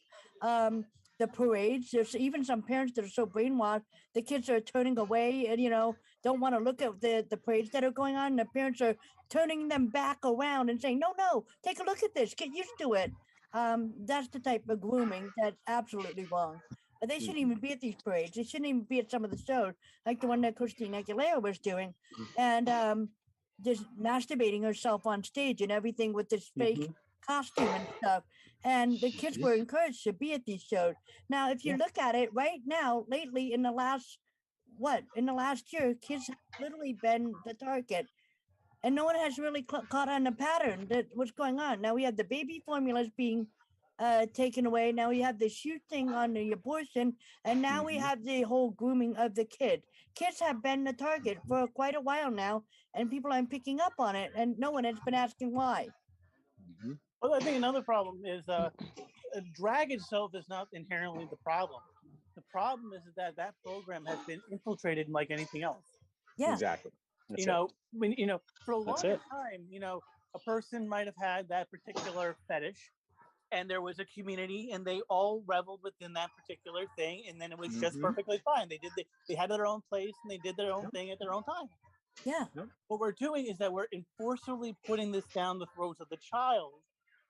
And one of the big things is that the people who are infiltrating this particular drag, the regular drag queens, they're fine. They can do whatever they want. I have no problem with that. It's that people who are going into these things have a history of being sex offenders, child sex offenders. One of the organizations I know that was infiltrating it was NAMBLA, if you're familiar with NAMBLA. Were they letting the prisons out of prison, and some of them were sex offenders too? I mean, it's possible that they were at the parades doing some of the really, really extreme stuff. Well, Sue, you're familiar with what NAMBLA is, though, right? Yeah. That's what they're doing. They're infiltrating these things. They're acting like they are the whole community, but they're not. If you actually talk to a lot of the different members of drag, they will tell you that a lot of these things they are totally against. Yeah. Right. It's kind of like how the LGBTQ community also feels like they have been taken on a ride because there are people who are passionate about these things, and now they're called enemies of people because they think that they're all child diddlers, which is not the case at all. This is just a minority of the the members maybe of the drag community as well as the LGBT, Q community. I'm not naming all the letters, but they But do they you make see the it sound pattern like it's here? the majority. Yeah, absolutely. The pattern is the drag community has been infiltrated, the LGBT community has been infiltrated, the Democratic Party and the left has been infiltrated, you Right. know? So these people that used to identify as leftists are waking up. There were 1 million people that came out this week that has switched to the GOP in the last year. Over 1 million. Oh, yeah. Now, why Yeah. is that? Ask yourself why. You don't see that 1 million people switching to the left. What's going on? What's contributed to why all this cultural shift is taking place? People have had enough. I'm sure you guys saw the video the other day of the woman who was saying, like, look, it's no one but the left's fault in terms of the abortion idea. That you guys went so extreme by saying a baby can literally be crowning out of a woman's, while she's giving birth, and that's still considered an abortion. It's disgusting. It's gone so extreme that people are like, okay, you know what? This is ridiculous. And let me just say while I'm on this rant, that the Supreme Court, you're surprise, not hearing an accurate narrative from the media. The Supreme Court is saying that there is a ban on abortion, and nothing could be further from the truth. But as we know, it's the MK Ultra wording, right? Someone hears the word ban and they get triggered and fly off the handle. Nothing's been banned. All that's been done is that the SCOTUS has finally, and even Ginsburg was against Roe versus Wade because it was in a constitutional ruling, okay? That we do not live in a democracy. We live in a constitutional republic where every state is like a patch quilt and has their own set of laws. And the federal government was just meant to be a slight overseer, not we give our entire everything to the federal government. That's where globalism comes in. That's where the agenda comes in. That's where the central bank comes in. And so what SCOTUS ruled is that, you know what, this really isn't up to us. We're going to kick it back to the states and let the states decide. That's how everything used to be. If you don't like something, then it's on you to move to a different state. Yeah. And there's this false narrative going around, which really bugs me, that if you get an abortion in a state that's not allowed to have it, and you cross lines in the middle of the night and you come back, that you'll be arrested. Nothing is further from the truth. That if you live in a state where, let's say, abortion is fully outlawed, and you go to a neighboring state and you have an abortion, you are not committing a crime in the state in which you reside. So nothing is going to happen to you. So when you come back, you are not going to be prosecuted because you didn't do anything wrong. You are following the guidelines of the state in which the event occurred. It's no different than any other situation. I can buy an AR-15 and not have cartridges or bullets and go to an estate where I can shoot that gun and go to the range, put it on social media, say how much I love my gun and how I love shooting this and and then drop the cartridge and the bullets off at the range, take my gun with me back home. Nothing will ever happen to me. You can show police, you can show the government, doesn't matter. So the media plants these stories of fear, and the innocent people who haven't done their research then fall prey to this because it's fear mongering. Straight up. I think another thing is that the states that do have trigger laws in place, like Arkansas, Texas, and many others, there's always this argument about, that it's going to be illegal if rape or health of the mother. If you actually look at the legislation themselves in each state, they actually have provisions in there for protection of a woman that was raped, or if she has a health problem, or if it's in topic, or things like that. There is legislation that it's not like how they say it's a Handmaid's Tale. Not at all. Right. This is just, but it's basically saying is that child at that point has rights. Yeah. And at a certain, once you hit a certain threshold, then you can that person is at that point guaranteed rights. And you have time for that particular, like I think in Ohio, I think it's 15 weeks. You have up to 15 weeks to make a decision. After that, it's kind of set in stone. Yeah. unless something happens to you, And you doesn't that make there's sense? a medical Isn't reason. that sensible in terms of Yeah. like a common sense balance? It's not banning anything. It's not saying your women's rights are completely null and void. It's just being common and balanced about it. That's all.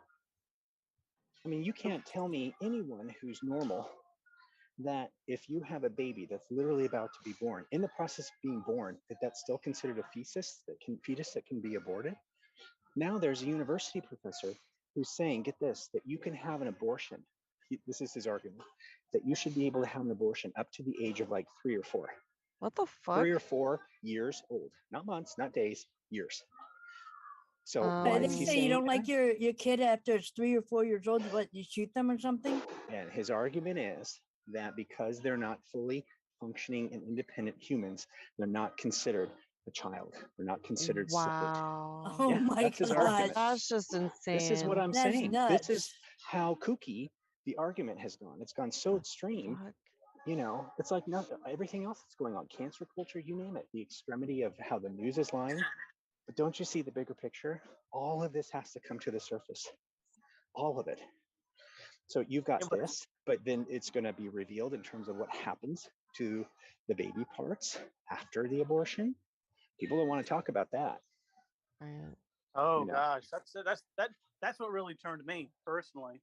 Yeah. Was seeing what was being done with that. No, so The amount of money you can make on the black market from organ harvesting through the roof. Through the roof. And imagine, and there was also this major cycle with Planned Parenthood and the Democratic Party. Yeah. Because what would happen is the Democratic Party would donate to Planned Parenthood.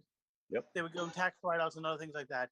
Planned Parenthood would 99% of the time donate to a Democratic candidate. And then that money would just keep on cycling. Yeah. I mean, I understand that people are allowed to make their own choices. And as I said in the last episode, I was trying to convey that people, and I want to be absolutely clear, people are allowed to make their own choice, what they want to do with their lives, what they want to do with their bodies. What I was trying to articulate last time was that you should have all the information before making a decision, and the truth of the information, not just partial information, because what if they told you that the abortion has to do with sacrificing to Moloch? What if they said every baby that you kill will sacrifice to Moloch? We are teaching the society to do this so that he will gain strength, so that our demonic presence would gain strength. What if they told you that that was the reason? Would you still be aborting your baby to help evil gain power? I'm just saying, that's just an example, though. They leave that part out, and then instead they replace it with the excuse, oh, it's a cluster of cells, it's not a conscious baby, it's nothing, don't worry about it. You can abort it, it's not going to know any difference, I'm just saying there could be a lot even more horrible things behind it all. But don't you think we should be allowed to know what it's all about first before making a decision? Here's the trouble. The trouble is that this topic has become so emotionally charged. And the narrative of what's being said about what the law is about women's rights, and don't you love how it's no longer birthing person? They've magically gone back overnight to a woman. So now everybody knows what a woman is. Don't you love that? Yeah, I don't want to become a biologist all of a sudden. What about trans women's rights? Where do you see that? It's gone away because it's not part of the argument right now. It's not pushing their agenda. See? So what's happening here is that the argument, which is very emotional, is about when does life begin? Does life begin at conception? Are we just a clump of cells? Are we starting to form matter with a conscious being? At what point does that transition happen? And you will never get full agreement from anybody on that answer. And so that's one of the main central factors that leads to a split in this topic. But let's remove ourselves from that topic for a minute. And let's look at the pattern, the formula, the theme of what happens in these types of heated arguments. It's no different than 45. What was said all day, every day, 100%. Over 90% of the research has shown that or the research has shown that 90% of the media coverage on Trump was negative. 90%. So you're not getting a fair and balanced perspective, especially when you look at, from an evidence point of view, all of the things that he did with his actions. Not what he said with his words, not his personality or temperament, his actions. And so you couldn't bring that up. Don't you remember? It wasn't that long ago. You couldn't even say his name without being run out of town with a pitchfork. Yeah. And so that's how they shut down discussion, debate, arguments. They don't show both sides, right? It's one side only. And if you are against it, then they label you. And then what happened after that? The C-19 started. And, oh, you're a science denier. And then it was the jab. Oh, trust the science, right? And what do we see that's coming out? What do we finally have evidence of? You know, let's take, there is a country in Europe, I can't remember which one, but the other day they came forward with their stats and said in the past 2 years, the fertility rates have dramatically, to dangerous levels, gone down for the first time Germany. in years. Germany, yeah. Germany. And It's below the threshold it's below the threshold of replenishment. Yeah, isn't that Sorrel's home country? He is Austrian, I believe. Austrian, yeah. Yeah. Okay. And look at what was Biden said a few months ago, the New World Order, and he had said it in the past. George Bush had said it. Everybody. But what did Biden say today? The liberal world order. You see, what's going to happen in the next few months is all of their plans, everything, all of their plans are going to come forward, and it's going to be foiled, and they're going to get pissed, and they're going to not care anymore if they have a cover story of their temperament. They won't care anymore how the media covers them. Because when you have someone who's that much of a bad actor, they don't have ethics or morals. So they just come straight forward if they know they're going to get caught. You have the criminal, he's going to lie until the very end. So you're going to see all of this NWO come to a head where I don't care if there's 2 people left, they will hold out till the end. Why? Because that's part of the religious belief. They feel that if they lie to the very end when they're dead, that Moloch will save them. So they won't ever admit that they've been in the wrong.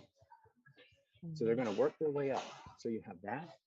You have a SCOTUS ruling that's going to come out in October about elections and how elections should be held and whether or not states have rights or it should be overseen by feds. And this is what led to all this debacle. You had every state doing things differently. And when that ruling comes out in October, right before the election, and if they vote the way that we hope they do, where they say, sorry, states, you can't do your own thing here because there's too much at stake, that's going to be another blow to them. You're going to see the potential of World War III. You're going to see either China try to invade Taiwan or Europe, now that they have Sweden and Finland, try to go after this corridor on the edge of Russia. And either of those scenarios could trigger a potential World War III. Now, in my opinion, it will absolutely never happen because it's a moot point. You can't do it without everybody being annihilated. So that won't happen. But what I think will happen is that might be the shot heard around the world. I mean, 17 talked about it all the time, about the war, about what's that?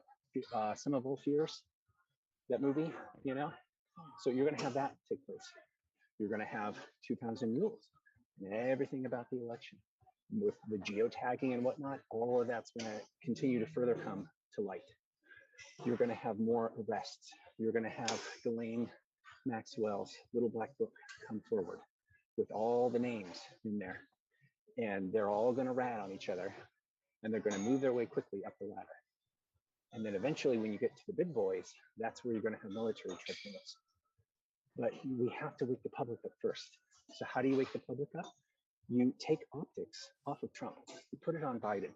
You make him be the bad guy because people will be so cognitively dissonant, they won't want to believe it.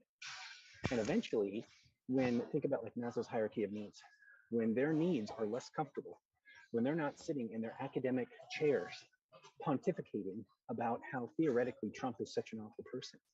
And they say, wait a minute, I couldn't even afford to make it, to drive over here, to sit in this chair, to contemplate philosophically.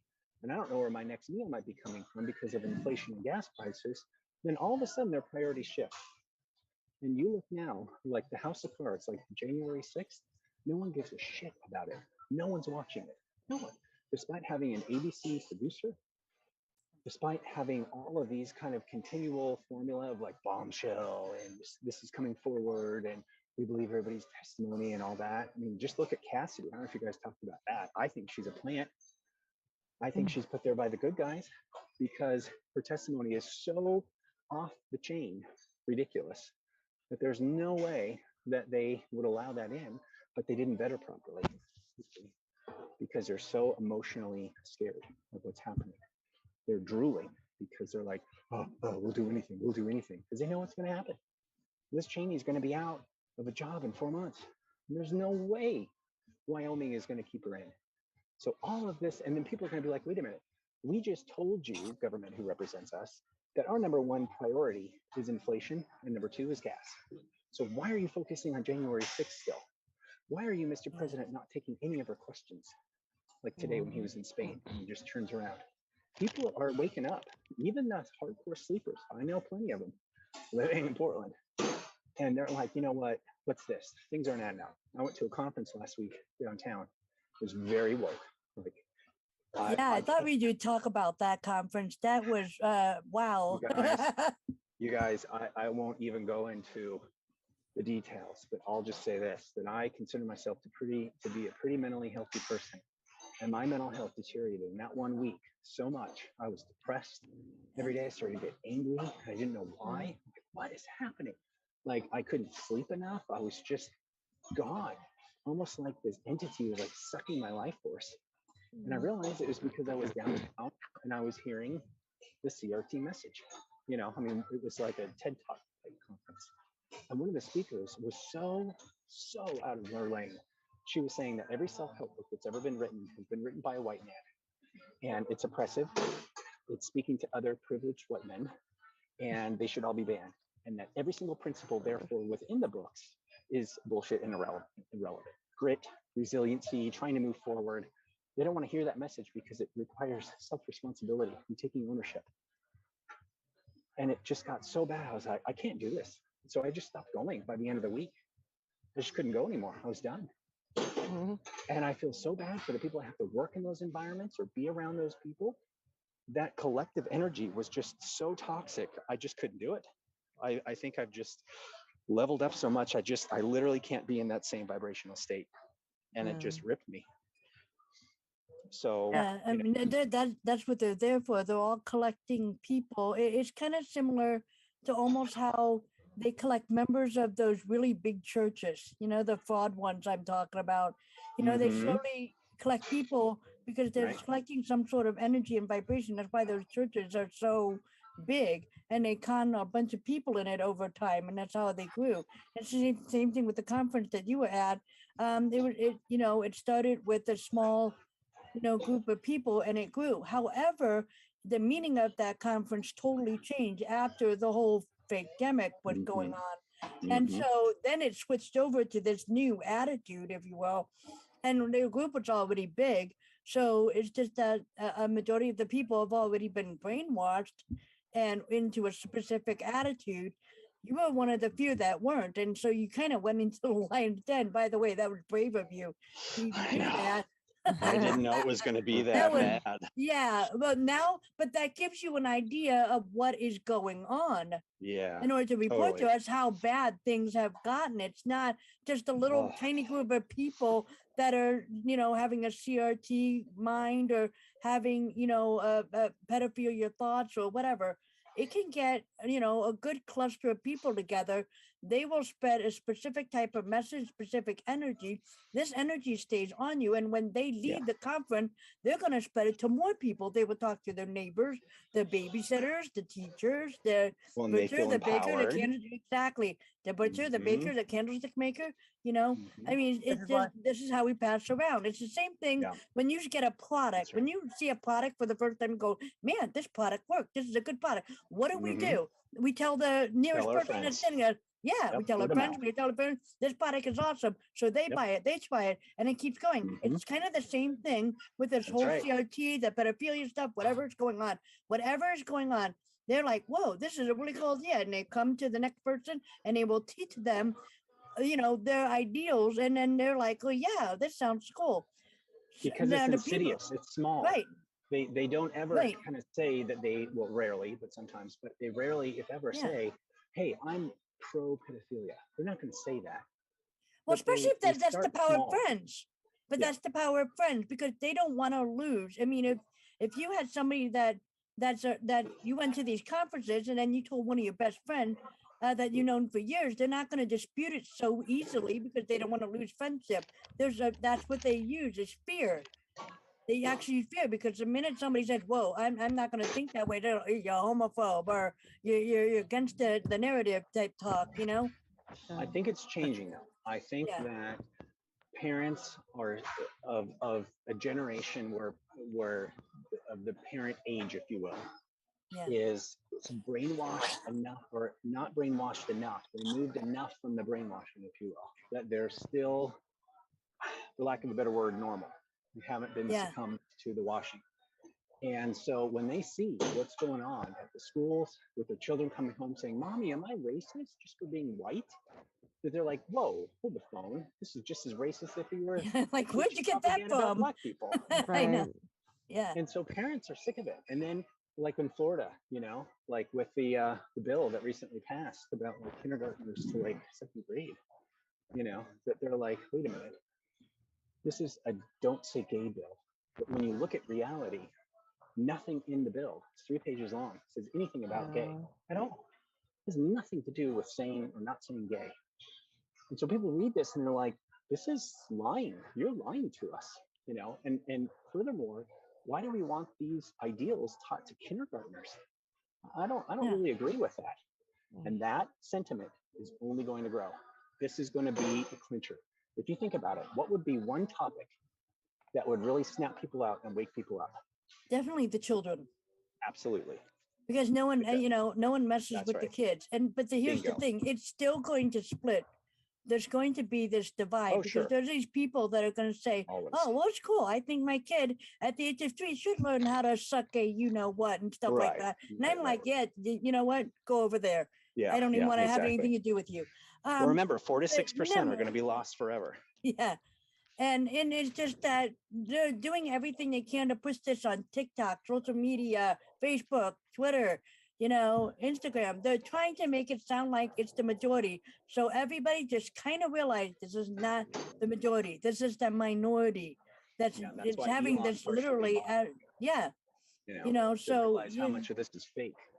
They Yeah. prop it up to make it seem like everyone's all for it, you know. they popped up You everything. and- I mean, they even popped up the C-19 thing. And they popped Exactly. up the whole Algae thing. They popped everything up. It's the same thing with the weather. They will tell you that you can have the worst hurricane on the face of this planet. Everybody's going to be wiped out. Start moving. And then we find out it was a spit in the rain. You know, Mhm, I mean, they're mhm. constantly popping things. It's just the thing that they do. You might want to step back and see, is it really this way or not? Stop trusting these guys. That's right. What have they done for us that is good? Seriously. There you go. And You that's know? what people are seeing. Once it finally hits them, just like 17 said, sometimes you can't tell the people, you have to show Yeah, them. We have absolutely. to have things turn so bad. And here's another thing that I predict you're going to see.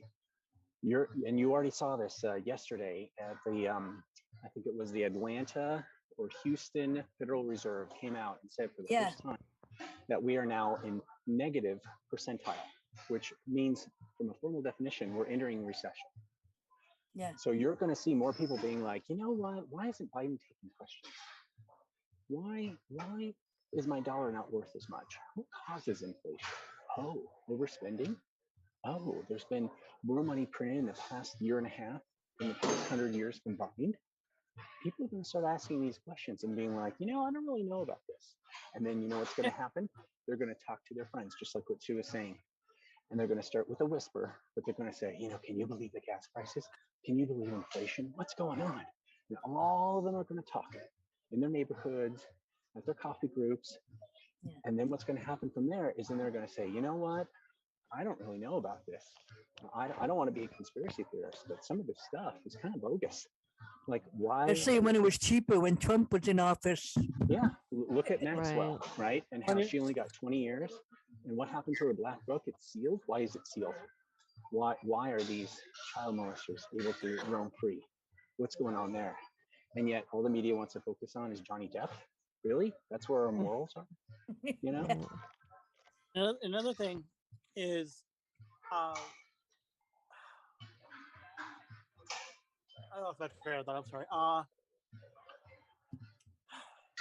Well, let me just quickly add in.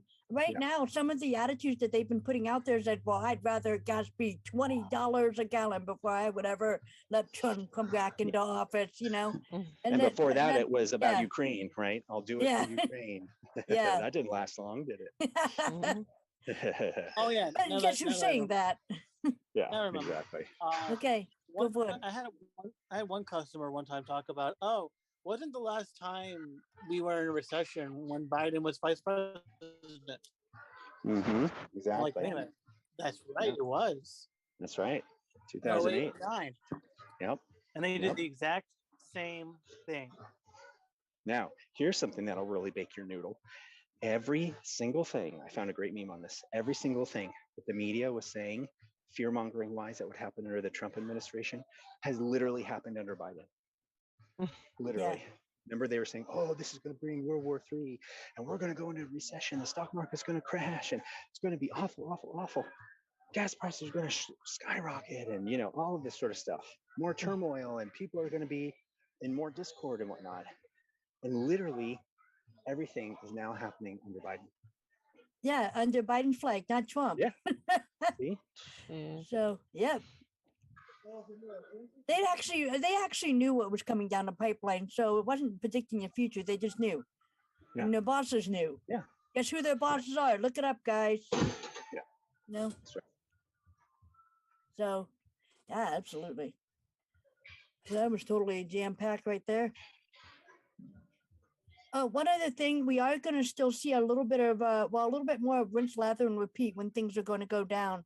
So from what I understand, China is probably going to do something similar, probably. I don't know exactly, but I've been getting crazy dreams lately about it. We think that whatever, you know, Putin was doing for Ukraine, China is going to do for Taiwan. So that's coming down the pipeline. Yeah. So there's labs down there too, but it's also, they got to free Taiwan. Taiwan's got to kind of, it's on a leash right now. So they got to break the leash there. So we have a bunch of things happening. It is speeding up.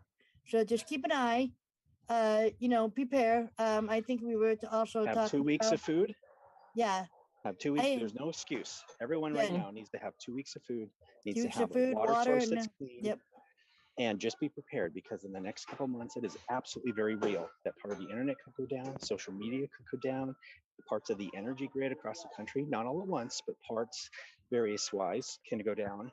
So just be prepared, because this is it. This is the final show between now and November. So just by homing pigeons and brush up on your smoke signal skills, everyone. Yeah, exactly. Because by the time January comes in, when the Congress resumes, you're going to see bill after bill after bill after bill after bill of everything coming out, all the disclosure, everything. The Federal Reserve is going to get audited. They already have the bill waiting in the wings. Yeah. Think about that. Think about that. They're now trying to put, between now and November, the digital federal coin, you know, because they realize, oh shit, federal currency. We have a few months to do everything that we've been planning to do for the next 40 years, you know, and that's why there's no cover story anymore. And so they've had to push everything that they can do in this amount of time, and it's waking people up because it's happening too fast for what they wanted. There's no cover story anymore. I believe it was a 16-year plan. Yep, a 16-year plan to destroy America. That's right. And unfortunately, we got all of Obama's plans done. Guys, you can look that up, by the way, everybody. You can just look up these Hillary's and Obama's 16-year plan, and you can look up image. It'll give you the chart of what their plan was. But as far as we know, I looked at it, we X'd off, and the Obama's is done. They're working on Hillary's right now, but they're doing it at light speed. So, more down the pipeline. And they failed. They failed. Their whole thing was supposed to be done in cold dagger. So now all that needs to happen we're dealing in the echo or the wake of what's happening, in my opinion. Yeah. And you're having to see this all play out. It's all a movie, like 17 said. And so, you know, with this, what's happening, kind of like what Sue, you were saying earlier about how friends talk to friends and whatnot, that's the true definition of a meme. A meme is an idea that's shared and expressed throughout a culture. That's what a meme means. So Yeah. we consider it as a word picture, but the definition is much broader than that. So this meme that if you're Democrat, then you're a good guy. And if you're Republican, you're greedy, you're an oil monger, and you know, those are the bad guys. That narrative has been destroyed by everybody except for the coastal lefties. And Well, the so left that can't is meme anyway. Exactly. And so that idea is continuing to be slowly chipped away at, with more and more of these ideas and these double standards being presented. That's now affecting them personally. They're like, you know what? Fuck politics. Fuck my agreement about being a part of that community or identifying myself this way. I can change my mind. And look at everybody else who's changing their minds too. And that's creating this, you know, like the 100th monkey effect. You guys familiar with that, right? That like you have enough of a degree of consciousness that tips the scale, and then people who aren't even aware of how to do something are instantly made aware of it. Monkeys being able to engage in a certain activity. And so that's what's happening here. People are kind of waking up, even if they don't talk to other people, and they're like, you know what, this doesn't pass the smell test. And then eventually they slowly come out of their shells, tiptoe, and talk to other people. And they're like, you know, that person, that friend of mine, that family member, that high school friend and locker partner that I banned on Facebook, maybe I should see what their Facebook page is up to. Maybe I should friend them again. Maybe I should follow some alternative media. Maybe this fake news, like I helped someone wake up at the conference. She was bawling her eyes out and she was like, I just don't understand about like this fake news. And we had a good 2-hour conversation and she got red pilled, you know? She was like, you know what? I think you're right. And you go very soft. And the secret to red pilling is you want to foster curiosity. Once you start preaching or going too far out of their state of consciousness, they check out. But if you can keep them engaged and word questions in a Socratic method like 17 did, and you foster curiosity within the person, then the seed has been planted. And then all that needs to happen is that seed needs to be watered over time. Slowly, you don't want to drown the seed. But the more that you stay engaged, just a little bit, just chipping away, little by little, then this is how you unbrainwash someone, just like how you brainwash someone. Because to change beliefs, you have to have emotion and you have to have repetition. So the emotion is going to come later because they don't believe it yet. That's why we believe our beliefs, because there's emotion. Yeah. But if you can start by just exposing them to different ideas, little by little, in ways that you might know that they might already be on board with, so they don't freak out and have the emotion block the potential for a new belief. And you stay with it, and you're soft and kind, and just what I like to do is come from a place of naivete. I play dumb. I'm like, I just don't understand, because I hear this part, which I know that you will agree with, but then there's this other thing over here, and it just makes me really confused. And they might defend their position. They say, well, as you know, I'm like, oh, I know, I totally agree with you. See how you're disarming them? I totally agree with you. And here's this other thing that I just can't wrap my mind around. And you're not trying to convince them in that point. You're just planting enough of a seed of doubt for them to be like, you know, maybe later when they're at home, they're like, maybe there's something to that. And then they might shut down and might say, no, that's bull. Doesn't matter. That seed has been planted. And the more that seed's watered by then what they see in reality, when Biden says inflation is low, when the press secretary is saying, oh, we have a great economy, it's doing just fine. When she goes on CNN and tells what's his name, oh, well, why are we even talking about this? Biden is in perfect health and health. There's nothing at all going on. You know, I couldn't keep up with him. He's so energized. And you just simply watch a speech of him for 5 minutes, not even. You're like, this doesn't pass the smell test. And you're going to see more and more and more and more of that between now and the election, of things really coming to the surface. And the media won't be able to stop it. That's why everything's going to go down. Because they're going to be like, we got to pull the plug. So Yeah. anyway, that's my soapbox. Oh, I stand on it all the time just so people can see me. Yeah. I'm so short. Yeah, it's just that it's actually amazing how much red pill. And I was actually picturing you the other day when you were telling me you were going to a conference, that I was thinking you were actually dragging one of, it looks like those gym bags that they have where they carry all the basketballs in. Do you remember Oh, right. that very large Yeah, net yeah. bag? I was Uh-huh. almost picturing you dragging a snot load of red pills, literally having to Oh drag God, it that's funny. filled with There's a those red meme. pills into that conference, and they were all They're free, just depository take it. size, you know, just shove them all up their bums. I mean, gosh, you know. That's funny. But Yeah, it was But, bad. It was, and then I told Sue that I had this intense nightmare. And this nightmare was I was downtown with all the, abortion writers and everything. And there was just such a presence of unspeakable evil. And no matter how much shielding and grounding I did, it was just so strong. And I just thought, oh my God, I need to get out of here. There's a collective energy, it pools, it congeals. And so I got out of there, and like this grotesque, like dark entity was literally kind of starting to take over people in the dream. And that's what was turning them angry and brainwashed and all of it. And then Sue, you said you found a video with a entity or something, you said? yeah, there was an entity at a Roe versus Wade protest type group, support / protest, whatever you want to call it. And there was a dark splotch that was floating around. And it was very similar to the types of dark spots or figurine. It kind of almost looked like how we say that when Peter Pan says he lost his shadow. And that may be a little truth into that. But, it looks like some sort of shadowy figure, sort of a ghost entity, floaty, was in the crowd. There were several of them, actually.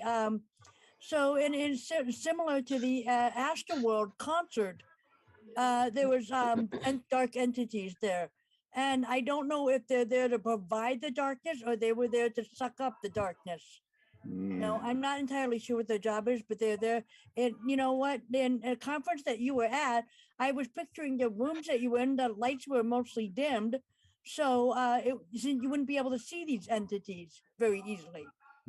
So I think a lot of times when the conferences lights are dim, and if they dim them totally, like turn them off just about, other than whoever's on stage, a lot of times it can be there to hide the entities that's floating around, because it would be too easy to see if you had the light on, even just a little bit.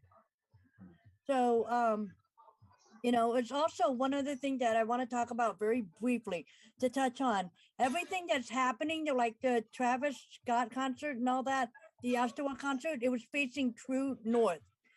So all the artwork that's in Texas, and a lot of artworks that are done right now, these are artworks that you'll see on your sidewalk or on the side of the road, like in your neighborhood and stuff. You've seen neighborhood art, if you will, that's done by some sort of personal organization that's putting these up.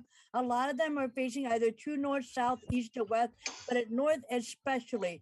And that is pushing out a satanic type of agenda going on. So take a look at your neighborhood artwork, the displays that are going on, and find out which direction they're pointing at. Look at the meanings of them. One of my friends has the black hair. So what does that represent? And the eggs that were around it. Yes, people might associate with that with Easter, but that had a more deeper satanic meaning to it. So is there anywhere that people can go to learn more about this North idea? I have stuff on my Facebook page. I can put links in the description of the show, and I will give them to Katie, and people can look them up. Well, I miss you guys. It's so awesome being back. It's good to see you all. Absolutely. Thanks for coming back. Now we're all together. Absolutely. That feels great. Oh yeah. Yeah, The show's really not cool. complete without you, Alex. Oh, thank you. Thank you. Oh, great show, guys. Thanks so much for coming in. Lots of insight, lots of discussions that definitely need to be happening in our world today. And so thanks so much, Dr. Bloom, for coming in with us today. And absolutely, AlexSpielman and Sue McClure, thank you so much, you guys, for everyone coming together. it's crazy these days. Wild And times. oh my goodness, everybody just keep your chins up. We got to do the best we can. Keep pushing Hang in there. forward. We got Hang in there. this. Yeah, yeah. Well, guys, see you next time. This is Amária Sweet with HeartMind Expressions and the Fab Four. Love you guys. Peace That's a out. lot. Thank you. Lots of love. Ta-ta.